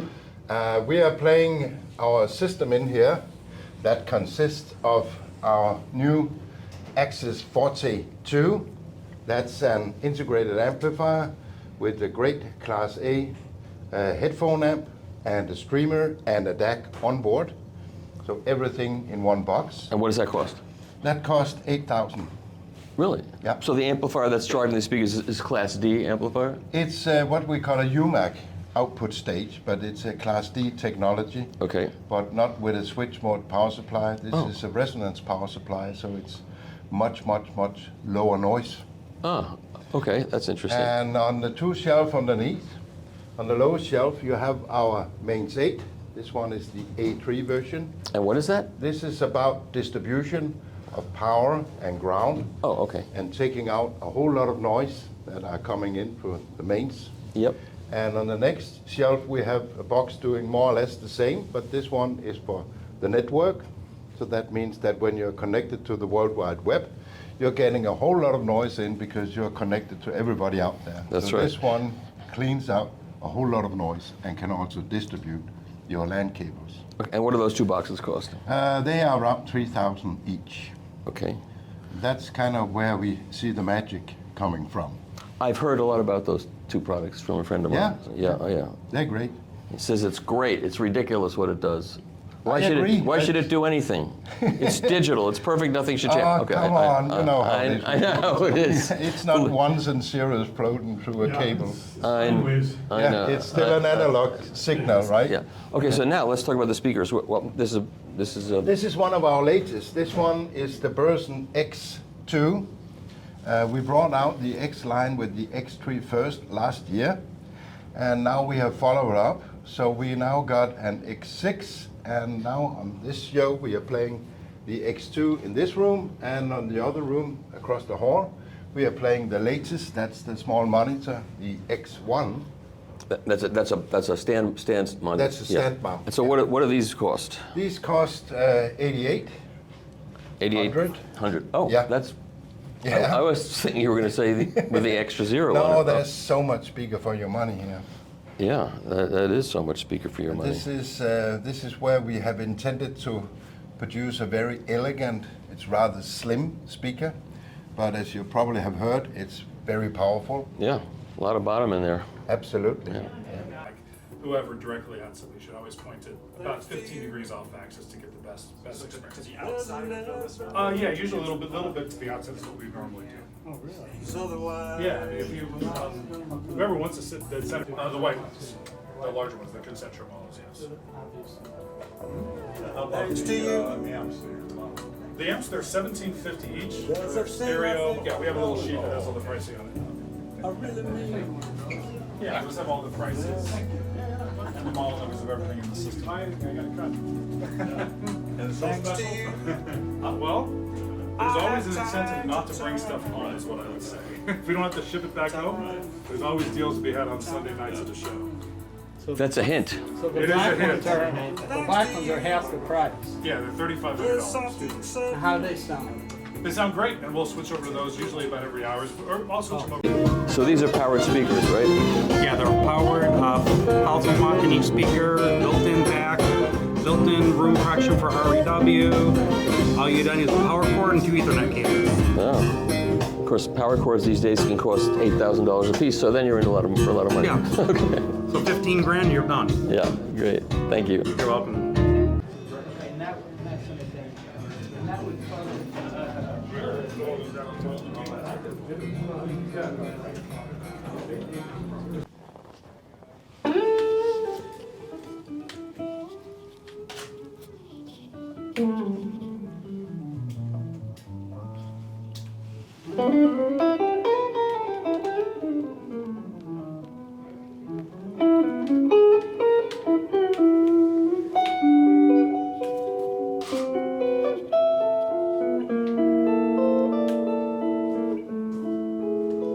Pin your branches down along the ground that runs to sea.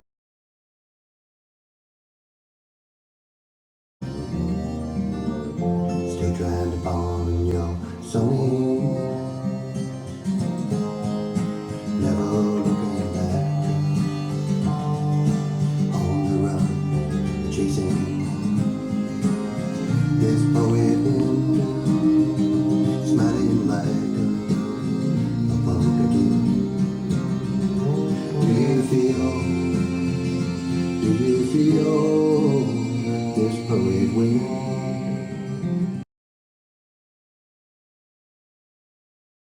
Okay, we're in the sub-drum room with Larry Maroney, and this is your invention? Yeah, this is my invention, our company. We put this together about 3 years ago. Okay, so this is your idea. Yeah. And you're Larry Maroney, and you started this a couple of years ago. A couple of years ago, right after around COVID time. When everybody you had nothing to do, so you said, do. let's drop a coaxial speaker into a drum head. Exactly. Well, I first started with the subwoofer. Oh, I see. I had a spare subwoofer. I had a spare drum kick in my studio, and I happened to have a 18-inch speaker. I dropped it in there, and the rest is history. Found a way to suspend it in the head, and then we found ways to isolate the vibration further and be able to make a coffee table out of it. And that's not a powered woofer, right? You have to power it. No, and that's your little amplifier? That little amp right there is powering the whole system. The whole system? Yeah, it's got a 100-watt subwoofer, powered subwoofer out, and 50 watts per channel for the stereo pair. And so these are your satellite speakers? Yeah, you want to call them satellite speakers. They're front of house, really. Yeah. You know. And they're 8-inch coaxial with Kevlar drivers, 1-inch silk dome tweeters. Okay. And these are port in the back? Port in the back, yep. Okay. That's that pretty. Helps with the efficiency, and actually tuned them really nice. So the whole idea, again, is to not get the vibrations from the speaker frame. And do you troll Goodwills to find used drum sets you can do this with, or how do you? We have, but no, these are all brand new kits. Oh, I we're see. Buying. Okay. What we do is we buy a complete kit from the different manufacturers, either Yamaha or PDP, which is DW. And DW is one of the biggest brands out there. And let me ask you this question: do different drum sets have better sound and worse sound than one another? In this class of drum shells, we haven't noticed any significant difference between a Yamaha, a Ludwig, or a DW. Okay, so this one is a full range. That's your full thing. system. Yeah, that comes with an amp, same Okay, amplifier. and this one over here is an all-in-one. That's an even more compact system because you've got. And is that a stereo? Is that stereo? Stereo. It's a single-point stereo system for smaller spaces. The back end of that has an 18-inch subwoofer. Oh. Yeah, so if you can get back and behind there, if you want to take a quick peek. So that thing must go crazy when you power it up. And it's a heavy beast. How do you move these around? You have crates for them that they fit in and. This guy right here. This guy right here. He's all diesel and jacked. That's your. I mean, he helps, but I try not to let him. You can't. I mean, you can't pick one of these up by yourself, Absolutely right? can. You can. Oh yeah. Oh yeah. He's. I would not suggest it to. Not to me, no. I mean, you got to be able to deadlift 68 pounds. Yeah, but it's not just that. It's the unwieldiness of a. Yeah, so it's a weird grip. Yeah. I mean, you grab it right, you can do it. Yeah. Oh, that's not bad. It's not bad. No. It's not bad. And then you walk like this for the next 20 minutes. Yeah, exactly. That's true. Okay. Well, some people here walk that way anyway, so it doesn't matter. That's true. It can walk. That's right. That's another issue. All right. This is interesting. Okay. Did you give me the prices of these things? Yeah. This one's $19.95. Okay. That's $1,995. I think I knew it wasn't $19.95. I knew it wasn't $19,995. Well, so I just some people have asked us that question. Because you're at a hi-fi show, I so know, everything's I know. expensive. Okay. And then They're gonna hate me for saying that. Yeah, but this that's okay. system is $21.95. Oh, okay. For those two speakers plus the sub and the amp. Okay. So it's it's a good value. It's interesting. Thank you. Thank you for showing me this. Thank you. It was a train that took me away from here. But a train can't bring me home.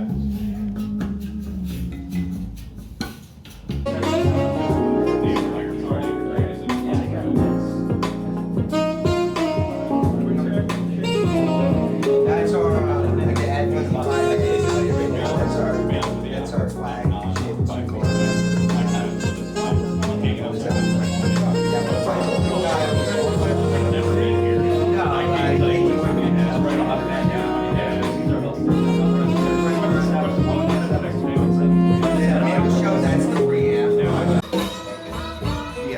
So the monoblock is powering the upper section, and the stereo amp is powering the bottom section.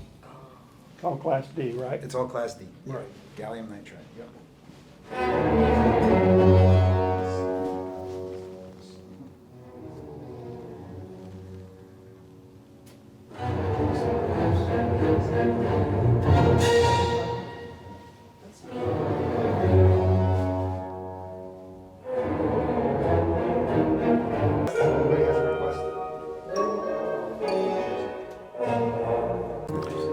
right, so the speakers are?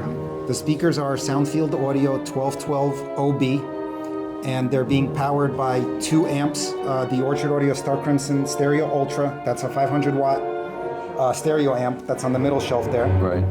And then the 2 monoblocks that are underneath the streamer, they're 150 watt Class D gallium nitride amplifiers. And then finally the Pecan Pie Plus Streamer Premium on top. It's a streamer, DAC, preamplifier, and headphone amp. Oh, so the amps are actually below that streamer? Yeah. Okay. Yeah. So they're very compact. Yep. So what is the cost of this whole setup approximately? About 13,000. Oh, really? The whole thing? Yeah. Oh, that's good.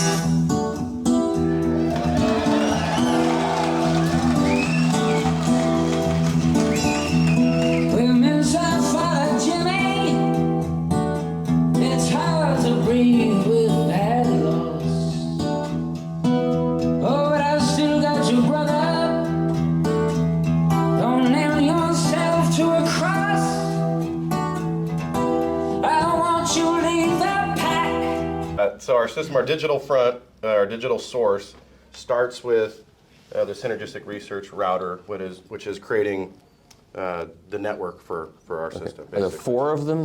What is so we have our router here that's creating the network, our switch here that is dispersing those signals. Okay. And then these are actually 2 linear power supplies. One is powering all of our bases, and the other is powering our NAS drive. That the file storage is on. All that is tied into our Voodoo server, which is the new synergistic research music server over there. That's with the top piece? Yep. Okay. Correct. We are running 2 units. One is acting as the Rune core. The other is acting as the bridge, sending the signal to the DAC. All right. So you're bypassing their own nucleus. We're using one as kind of like a nucleus, as the core. Kind of like, but it's not. You're not using their computer. We're not using their okay, nucleus. Right. No. Okay. No. Okay. But it is Rune software on there. Yes. Yes. Okay. And then we have the Ideon DAC and the Ideon reclocker below that. Okay. Feeding over to the JMF audio preamp and stereo amp below it. And everything is powered by our new, by Synergistic Research Power Conditioning. We have our new PowerCell 8 SX up front. Okay. This is brand new, starting to ship next month. Handling the amp and preamp. Yep. And then we have a Galileo PowerCell powering everything else. We built the most robust PC we could to act as a server. Right. Okay, and we listened to different RAM chips, blind testing, different CPUs, different motherboards. Right. Then we took our technology that built all these other products, power supplies, and built it into the server. Okay. We took the active ground block, the ground filter, built that into the server. We built an electromagnetic cell that eliminates the high frequency noise, the operating frequency of the CPU and the RAM. People assume that the compression in the sound field is inherent to the digital process. I think it's more a byproduct of the high frequency noise yeah. from the components And that so, make up the circuit. how do you get noise out? You filter it out. No, we don't filter it out. We replace. I'm very much into shift or parrying energy. Instead of blocking, I'd rather redirect it. Okay. And so we use harmonics of the Earth Schumann resonance as the new clocking frequencies. Okay. Around 8.3 hertz is the Schumann resonance. There's different variations, sure. Okay. And then there's different ways to do it, and that's the proprietary part. Okay. But essentially, we get rid of the really nasty high frequency noise, and we enable you to replace it with the one that you respond best to. Okay. Which you were hearing out there when you were listening. Makes complete sense to me. Yeah. It does. Yeah. I know about that. Yeah, and the other thing that people don't realize, you know, everybody says you have to have a dedicated line for your AC. You absolutely must have a dedicated network for your stereo. You Right. can't have anything else on the network. Because all the noise from all your crappy components everywhere in your house are going to work their way through that network. It's like a virus, and it's going to infect every circuit in your system. What if you convert the Ethernet signal to a optical signal, break all the ground crap out of it? We do that with our switches. Yeah. But we feel that the switches offer better subjective performance than switching from electric to light to electric. Right. Yeah, we find it's more. Because that's how I bring my 4K picture into my room, and it's fantastic. Yeah, people use our switches for video as well. Yeah. Yeah. Okay, so that's what you're doing here. So when you push the button, what are you doing when you're turning it off? We're changing we're turning it on and we're turning it off. When the light's off, it's off. It's off. So the thing's still People working. watch. So it's see it going red. You can see up there. That's a different bias. Oh, I It's see. a different bias. It's like a electromagnetic cartridge. We So have then the you sit green there and cartridge decide which one you off. like better. Yeah. Does it depend upon what music you're playing? Do you go It crazy can- like that? Yes. You can go crazy. Yeah, if you you can. want. Or you can find one that you prefer. for Usually I'm your- just in the mood for blue. We rolled a suite of technologies that we developed for other products into this. Is it redundant to say now it's in here, it's in there, it's in the other thing you're paying for 3 times? Is that No, fair because enough to when say? we turn each of them off individual of the others, you hear a degradation in the sound quality. And they're additive. Yeah. Okay. There's no such thing as everything's perfect. And so what does this server cost here? 15,000. 15K for the server? Comes with our Euphoria SX power cable, which is a $3,500 power cable. Okay. But you have a app that works this. Yeah, you'd have a Rune. You'd download Rune on And your that's cell all you phone need, or right, app. okay. We're using an iPad in here. Okay. All right. You can run an internal drive. My personal favorite is a NAS drive. Okay. And everything. That's what I've got all my stuff on a SSD NAS drive cards. Yeah, that's They the think best. I'm only vinyl and analog, but that's not true. Okay, so what do you got here in the dark room? Well, what we have, let's start at the front end. Okay. So we've got a Inuus Pulsar and the Zen Mini. That's our server. Okay, just 2 black boxes that we can't really see, but that's okay. But that's okay. All right, and then what? And then we're using the Esoteric KO5 CD player as our DAC. Okay. And we are feeding balanced out of the DAC into the Pass Labs XP22 line stage. That's the 2 chassis line stage. Okay. And that's feeding the Pass 260.8 AB monoblocks, pair of them, of course. Okay. And we are driving the new Magico S3, technically the S3 Mark III. What did they do to make it new? Well, that's going to be a proprietary secret. That's going to be a proprietary secret, but I'm sure you'll pry it out of them. I will try. Yes, and you'll be successful too. Be my And what do the speakers cost? $45,500. $45,500. All right. And what does the preamp cost? We're looking at roughly $10,000 on the preamp. Okay. And the monoblocks? $14,250 on the power amps. Each? No, a pair. Pair. Oh, that's very reasonable. In this world. In this world, In this world. Okay. And the cables cost more than everything. Cables cost more. So this is Nordost Valhalla's. Right. Okay. How does it all sound? Does it sound okay? Yeah, I'm really happy with this. Okay. I think these You speakers... guys happy with the sound of this? You enjoying it?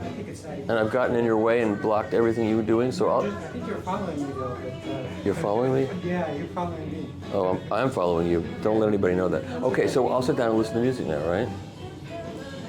Absolutely. And I thank you very much. Michael, always a pleasure. Thank you for stopping in. You bet. Okay.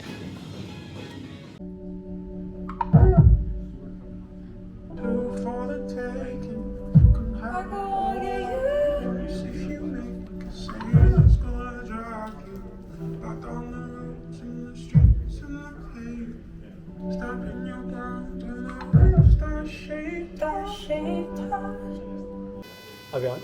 Okay, sir. Okay, I'm Lars. We go back decades. Yeah. Laura. Yes, we do. We do. Tell me about the room. Yeah, we have one of our most expensive speakers called the M3, and the M3s are retail for $280,000 a pair. So we have a big sister to them called the M6, which is more or less twice as much. We have the latest driver technology in the M series. We do have really advanced drivers. The mid-range drivers are open baffle, so they look directly straight into the room. And it's a 2.5-way system. So a mid-range driver works down to around 160 hertz, where we have a roll-off, acoustic roll-off of the drivers. So are these two mid-range drivers? That's two mid-range. Dapolito kind of configuration. Yeah. Okay. And the two lower ones are the bass drivers, working up to around 140 hertz. How do you get so much deep bass out of two drivers that size? It's about quality. You know, a driver have to work as perfect pistonic-wise as you can. Yeah, smaller the better, right? Yeah. The problem when you have bigger drivers is they're wobbling, as I call it. It means when you have a transient, and we are listening in transient. So when you have transient doing this, the rest of the cone is flexing like this the whole time. And that means most drivers, even 12 or 15 inches, actually, when it comes to a transient, only use more or less the same area as you have 4.5. We have had the laser technology looking at 8, 10, or 12, 14, 15 inches, and you'll not believe how much they are wobbling, as I call it. Also, we have mass. I mean, we have the membrane, the cone on these drivers are around 5 grams, and that's half of the weight of any other 4.5 inch and more. Yeah. It's a spread-through carbon driver, but we have a skin layer of titanium. It's 400 of a millimeter thick. The skin is titanium? Yeah. How do they get the titanium skin? Is it deposition or is it? No, it's glued to the epoxy. We do these cones in-house, so one day when you come to see us in Denmark, and you are welcome, you know that. That'd be great. You'll see how crazy we are. So these drivers are hand-built to the highest quality, but it's a pistonic movement. You know, there is materials of these are sounding good, and titanium is one of them. And it's a crazy thing about material, because materials we like sounds good. Yep. Yeah, it does. And what is the cabinet made out of? It's made in a composite material. There's only 147 different kind of MDFs. Wilson are using the best. It's called compact. They call it X material, but it's compact laminate. Yep. We don't dare to do that because when you have a speaker in warm climates with high humidity, you can have issues. We use the second best, okay. But we make all drivers in any of our speakers in-house. Yep. And that's our strength. Okay. The heart of any speaker is, of course, the quality of your tweeter. And it's where ours are different from what is anyone else. It's a ribbon tweeter? It's a ribbon planner. It's attached to all 4 sides. I'll show you the next. Okay. Follow me. So it's 1/100th of a millimeter thick, and the weight of the rectangular piece here is 1/100th of a gram. And that's a moving mass between 50 to 100 times less than any moving system in a dome tweeter. It have efficiency because we have 3 neodymium N52 magnets in the back, so the tweeter have an efficiency of 94 dB. So there's 2 magnets in the back? 3. 3 magnets in the back. So we have one in the center up here, and we have 2 to the side. And with this kind of light mass and this kind of speed, the other drivers can't be big and they can't be heavy, otherwise it doesn't blend. I mean, I think we are one of the only who are successful having a ribbon planner together with a driver. So of course you have to make lightning fast drivers to follow up on. Yeah, otherwise it falls apart. But also, you know, any of our speakers, when it comes to the towers, are 2.5-way systems. When we still work for right-of-way. When it's 3-way or 4-way system, you have an issue because when you go from the mid-range to the treble, you have a phase shift of 180 degrees over time.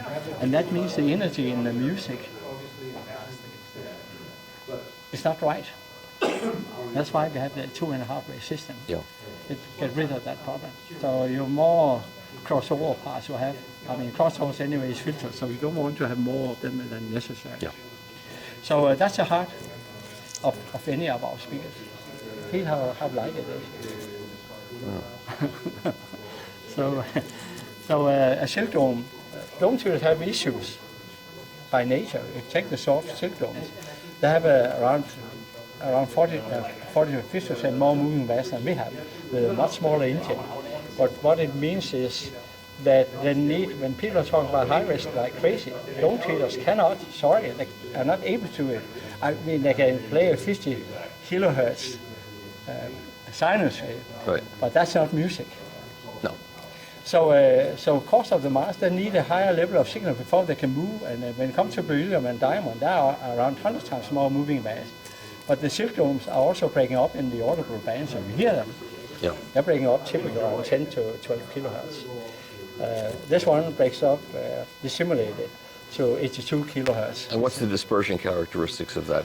Well, like the same size of a dome tweeter. So that's like 1.5 inches. Okay. Yeah, that's what's the tweeter with the speaker. Sounds good. Let's play something else. Yeah. You have some symphonic music? Of course we have. That's what I would like to hear. Yeah, we can hear that afterwards. So to the left we have the top of line, our preamplifier is called C880. And that one have a built-in analog crossover.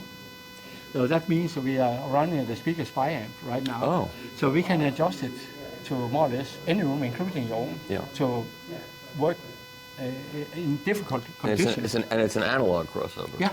So there's no DSP involved in it. We hate that. Good. You know, because you have a processing time, maybe 20 milliseconds, and our brain can easily. That's right. Yeah. So no, it's not allowed in any product we make. Okay.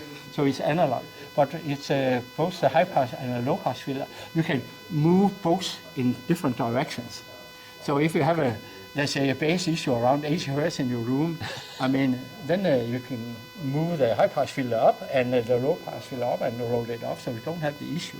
Yeah. So when it comes to implementing our M3s and M6, they will work in any room because of this. Yeah. Our integrated amplifier is exactly the same. The I880 also have it implemented. So that's something we have. And what does that cost? It's $70,000 US. Okay. For each of them. To the right, we have our new streamer DAC, and it's another ladder DAC, 1 bit.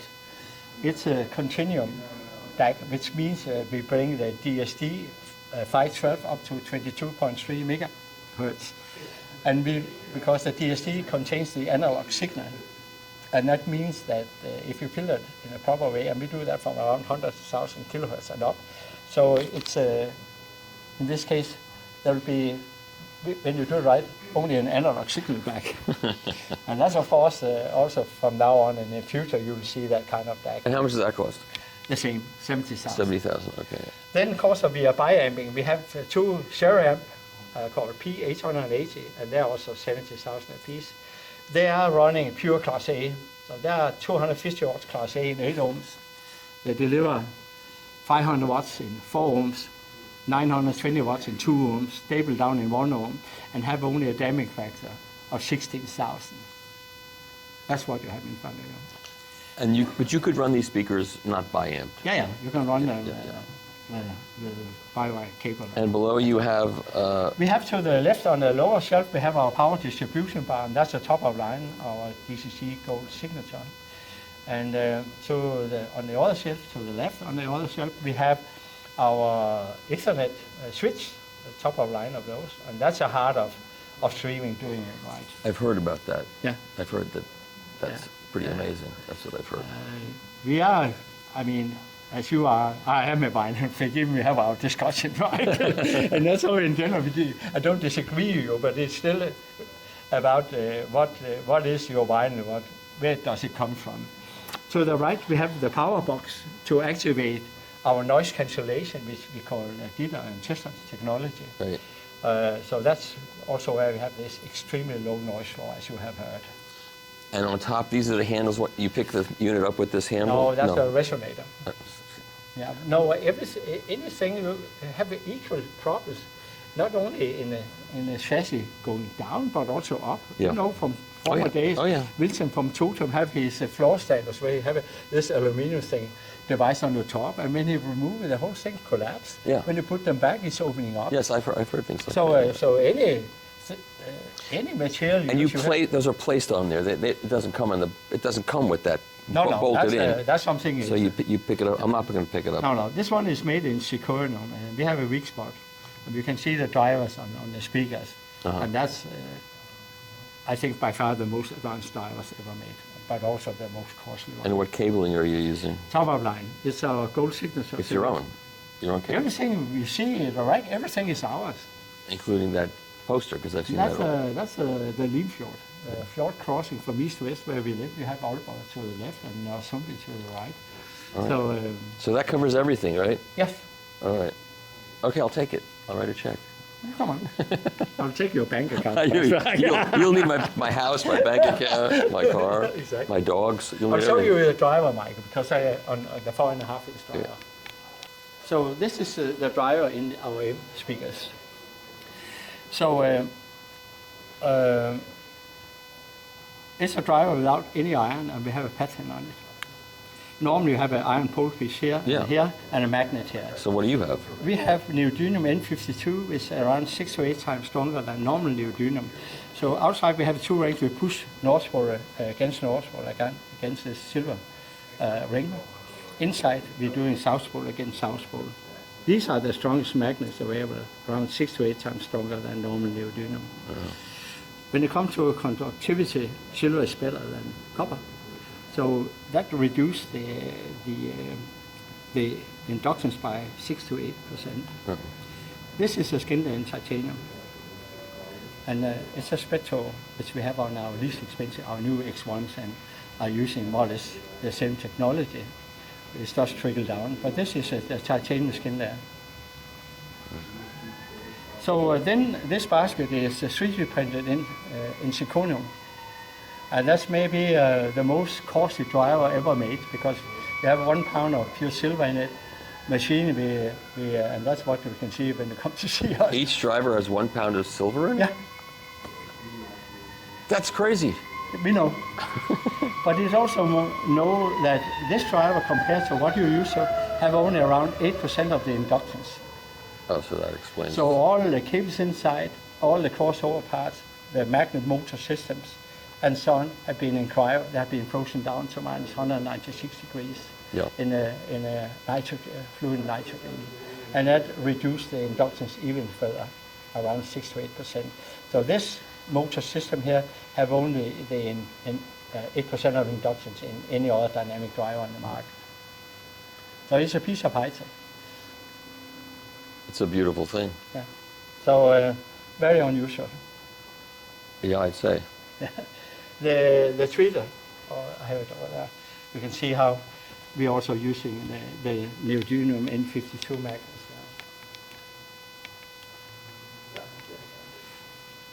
So we have it here. So we have this rectangular piece, and that's a piece we have the weight of 100 socket gram mass.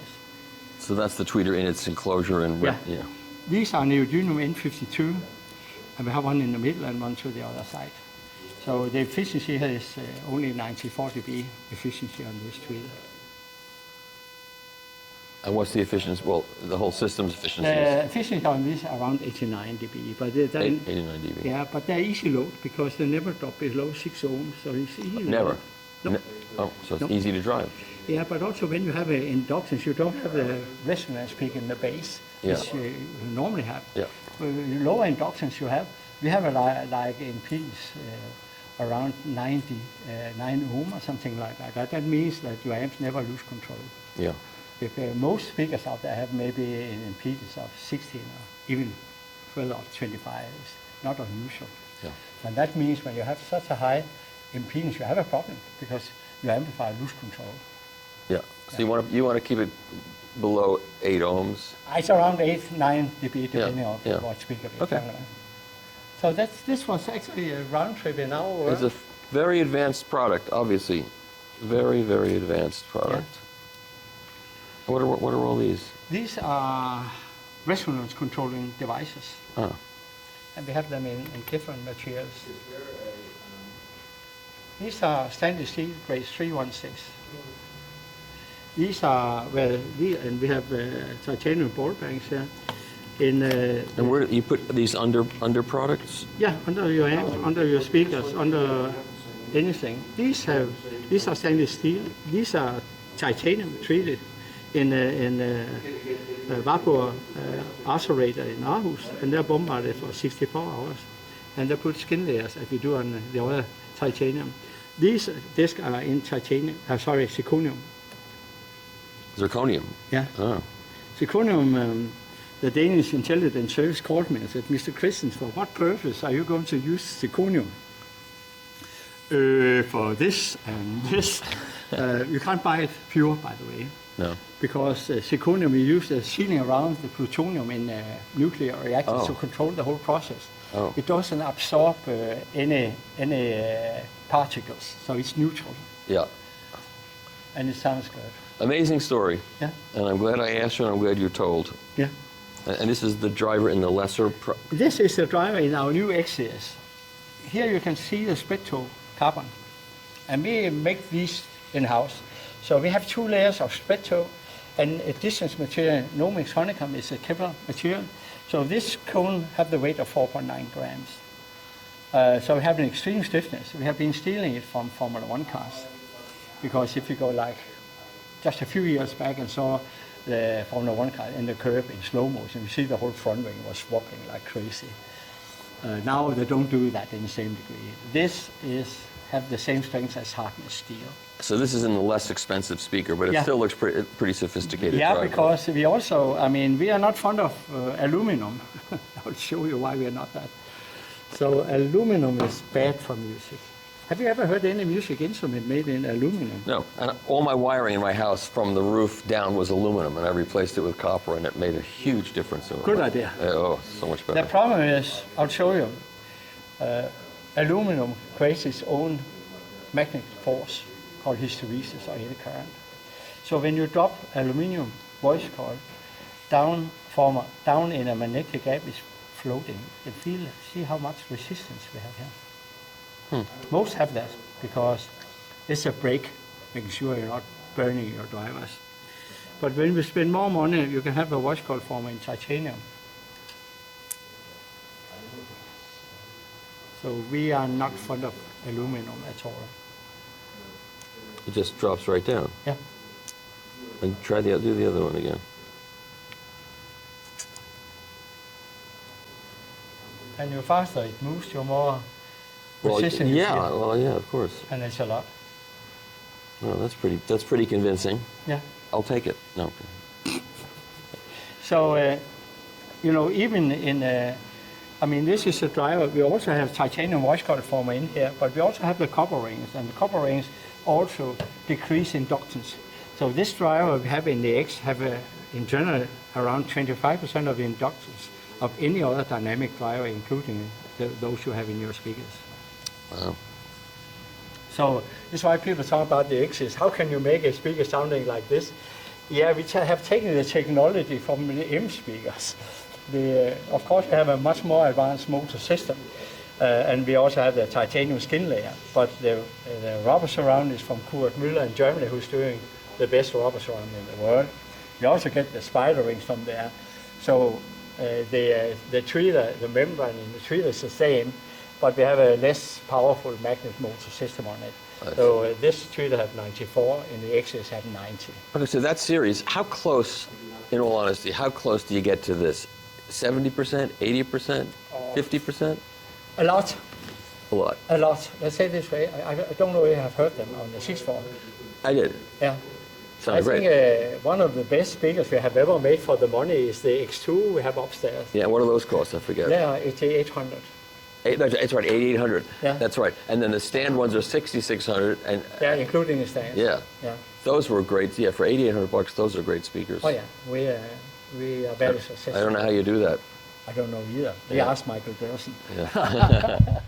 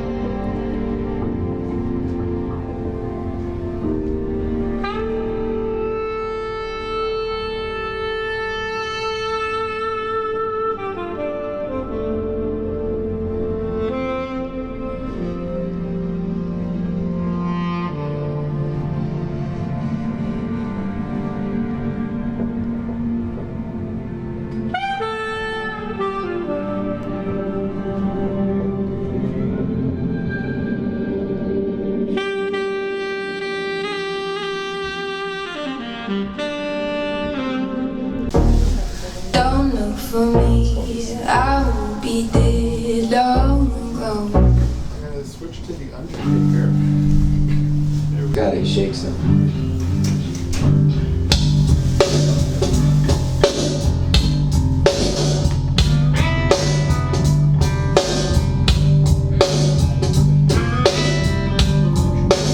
All right, so we're in the Fidelity Imports room.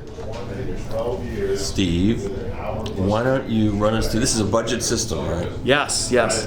And you have how many rooms at the show? 4? So this year we did 6 rooms, and it's important for us at Fidelity to every year do at least one budget-minded room. This year we have 2. So this one is our entry-level room, entry-level only in price, not in sound. Okay. And we've got the Acoustics 5040. Beautiful speaker. They're $1,499 a pair. And where are those made? They're made in China. Q is a English company with production in China. And we are powering them with a Gold Note integrated amp that is also a DAC and a streamer called the IS-10.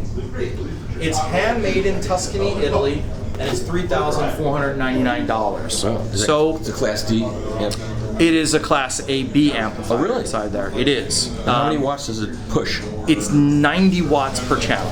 Really? It is, and it has the option for a second amplifier. Then you can bridge them, and you've got 180 watt monoblocks.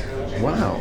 So you don't need to buy a whole nother one of those. You just buy the second amplifier. And if you were not doing analog, this room total would cost you $5,000 for a pair of speakers and a killer integrated amp with a DAC and a streamer. Streaming DAC. Wow. Correct. That's very attractive. And then you've got here a.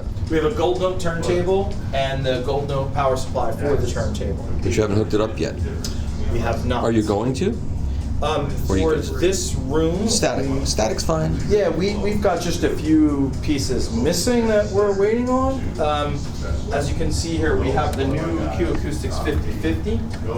Wait, let me come over there because We have the new Acoustics 5050, and UPS had better ideas on what to do with the second one. So we are drop shipped it. We are currently waiting for the second speaker. So, but that is the brand new 5050, top of the range of the 5000 series. They're $2,000 a pair. Man, these prices are amazing. Yeah. Q's always punches above its weight in terms of price point. And so, what does this turntable sell for? This turntable is $2,199. And again, handmade in Tuscany. Just saying the word Tuscany gives it something. Yeah, that's why I constantly say it. It's handmade in Tuscany. You just think of fine wine, good food. All right. How much do they cost? More bass coming out of them.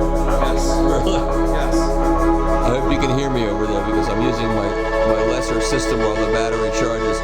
So these, what's the model number of this? What was that? What's the model number of these? DP140MK2. There's a tremendous amount of bass coming out of this. So can you play something on the turntable? Are you selling them or? Yes. What is the price of the reference like this one? This one would probably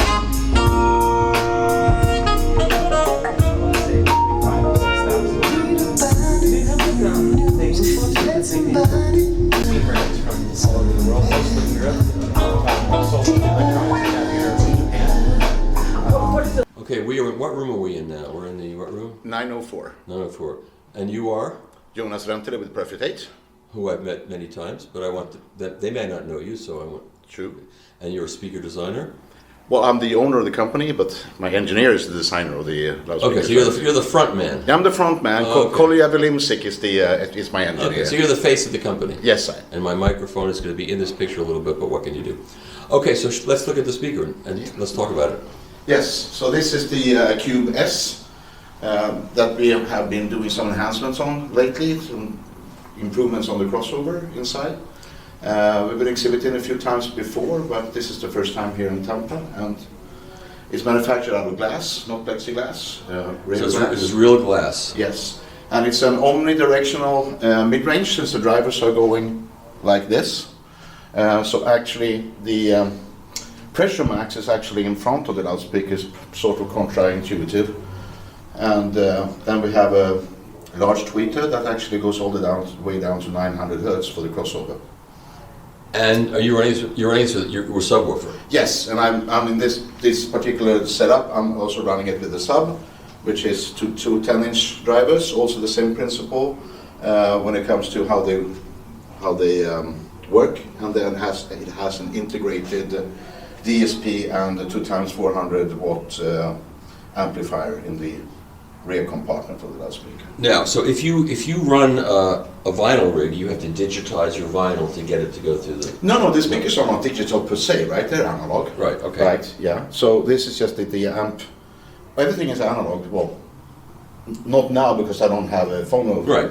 But I'm using a DAC and I go to the Ypsilon, that's a Maximinus, Thrax Maximinus DACs, and then I go to the Ypsilon Phaeton integrated.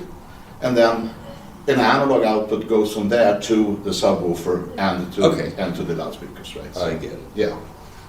How do they sound? Any good? Well, I kind of like them myself, actually, to be honest. And I thought so. And so the glass is a good material for a baffle. The thing with glass is it has a couple of really good properties. One is the stiffness, right? It's very stiff. That's good. Another one is the weight, which gives the loudspeaker inertia. And the third one is actually how the sound wave bounces on the surface, makes it easier, according to my engineer, I have no clue, to calculate, with exactly how the sound waves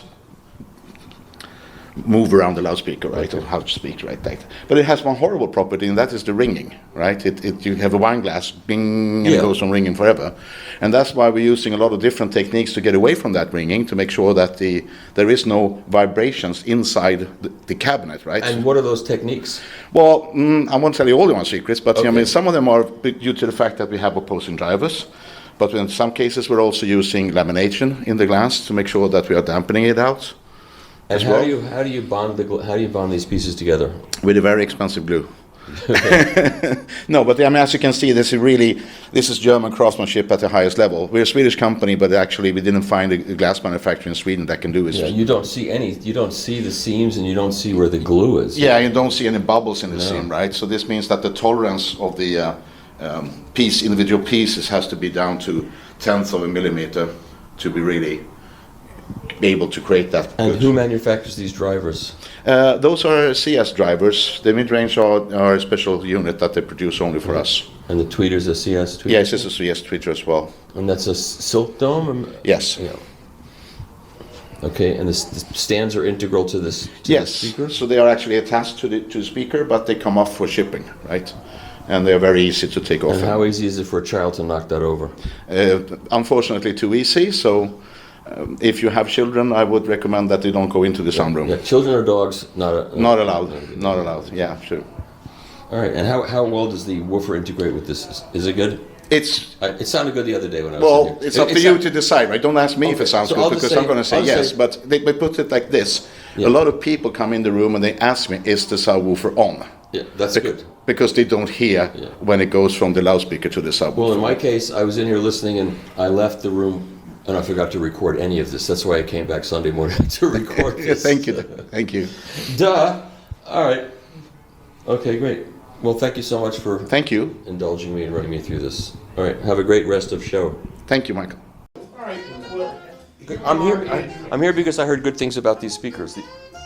Well, what we've got here is the entry level, the beginning of the Vienna line. But the thing about the Vienna line, there isn't a budget line, a middle line, and a high-end line. It's all the same quality drivers and components straight through. Okay. The Haydn signatures are the 5th incarnation. Haydn has been alive his first time, and now 5 more times, thanks to Vienna Acoustics. It's a little two-way with a punch and beauty and transparency. At $34.95, it was the reason I had to be at the show this year, because I knew $3,495. $34.95 for the pair. You know what they say about the people ask where Mozart is? They say he's Haydn. He's Haydn. Okay. He's Haydn. So, and then there was Beethoven, by the way. They dug up his grave, he's and decomposing. he was erasing his scores. He was decomposing. Yeah. Cool. It's a hard thing these composers go through after they die. So yeah, this is why I wanted to be at the show. I heard other two-ways before here, and I knew what these things could do. And we had this great match now with the Ad Paris, which is a new line for me and a new line for playback distribution. So here you're looking at a $2,500 Lollapalooza, which has a line input stage with tubes, like a preamp, if you will, 130 watt per channel RMS AB amp. It includes a phono stage. It includes a DAC. Amazing amount of connectivity. So this is really. And how much is this? This system in here, as you're listening to it, is $6,000. Wow. And this amplifier is how much? $2,500. Speakers are $3,500. That's crazy. So it's made been in a China. little embarrassing for some rooms. Made in China, right? Yeah. Designed in France, made in China. Yeah, And let me tell you one thing about it.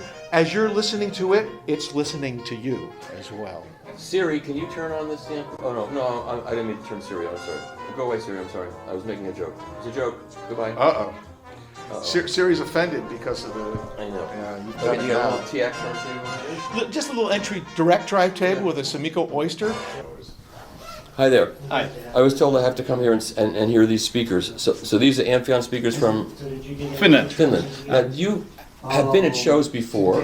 Yes, we have been around for 25 years, so and you this is not my first rodeo. I originally saw smaller speakers in birchwood ply cabinets. Is that true? You have seen those as well, but we've had the Krypton also from the beginning. Probably didn't show it at the particular show that we met, but yes. Okay.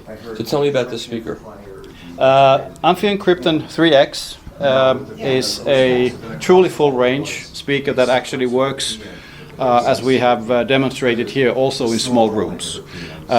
Goes to 21 Hertz -3, has of course the basic Amphion things of low crossover point, time coherence, control dispersion, works as a point source even if it doesn't look like that, but in addition to that has also, if you look at these perforations to the side, they're not actually only for looks, they have a function. We actually alter the dispersion pattern of the speaker to become a cardioid. Especially functional and good here in Florida, because you have a lot of houses which are concrete, tile floors, large glass windows. So what happens? Cardioid is actually a microphone pattern. Sure. It's kind of like a fat bowling pin, if you wish, for those viewers who don't know that. And that, of course, eliminates the wall reflections, so it works in all kinds of spaces. And you're using tube traps? Little bit of tube traps? Yeah, exactly. A little bit of tube, of course. I mean, you'd be a fool to try to do a full range speaker. I use them myself. Yes, the excellent product. Yep. And these are side firing woofers? There's a 10-inch long throw, 10-inch to the side. Yes, behind the cloth there. And what do these cost in America? $24,000 per pair. Do they sound any good? You tell me. Let's play something. I will tell you. Okay. Right. Oh, what's the best seat? Either one of those is. Since we're early enough, I'll sit one row back.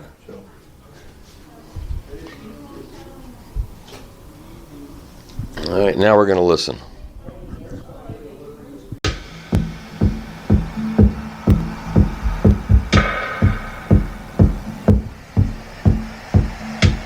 Michael is a fan of ERCs. Ah. Play our ERC. This is an album by a cardiologist. So this is. It's that's actually a very good description. I have to remember.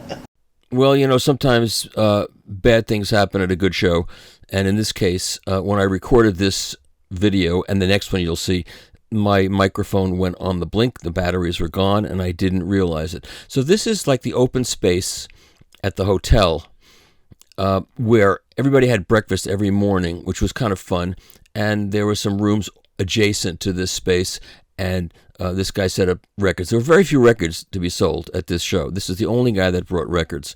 And, you know, analog and turntables were not that big a deal at this show, unfortunately. There were some turntables, but it wasn't like a major event, and a lot of big brands were not there. There were only a couple of brands of turntables that were there. Sakura was there, and VPI was there, and a few others. But I wanted to show this space because it really was a pleasant place to hang out in the morning. Every morning people would have breakfast, and you could sit with different people, and it was very informal, which made the show really, really fun. And I looked through some records, but mostly I watched other people look through records, and so I just wanted to document this part of the show. And of course I talked through all of it, but I can't remember what I said, and now maybe I did look through some records. I tried not to look at any records because I have enough records. I don't need any records. Anyway, so this is walking through. Now here is this room that I walked into. This is the Acora room, and this is some of the best sound at the show. No doubt some of the best sound at the show, but I can't play any of it for you because, well, anyway. So VAC had their amplifiers there, Kevin Hayes, and it's Kevin. And I don't know what Kevin did to his stuff, but it was the best sound that Kevin's ever gotten at the show. And there's the VPI, the big Avenger, or it's the double truck one. I forget what it is. Anyway, this is all the VAC preamps and phono preamp, the master phono preamp, and the big Acora speakers. And this is some of the best sound at the show. These things, first of all, they're absolutely beautiful. I'm going to get these to review. And I think most people agreed. And then there's Annie Besson. Annie Besson sung along with one of backing tracks for one of her tunes. And I tried to record that because I thought that was really charming. She was actually very good doing that, entertaining people. But of course I couldn't because the microphone was on the blink. So, but that's what she did. And she's a very good singer and a real musician. So she made it work. It wasn't karaoke. She really emoted to the crowd, and people really enjoyed it as she sang. And you would have been able to hear it if the microphone had worked, but the microphone didn't work. Later I came back and just played records in the room, and the sound, right where she's standing there was actually a chair set up, and you could sit in the chair and have the best seat in the house, and it was remarkable. A really great set of speakers. So this is one of the best sounds at the show. This and the Suncoast room with the Claris speakers were fantastic too. And there were some others that I'll write about when I write this up. But this is the finale of the video. And too bad you can't hear Annie singing because she was absolutely wonderful. And that's it. I hope you enjoyed this video. Bye-bye.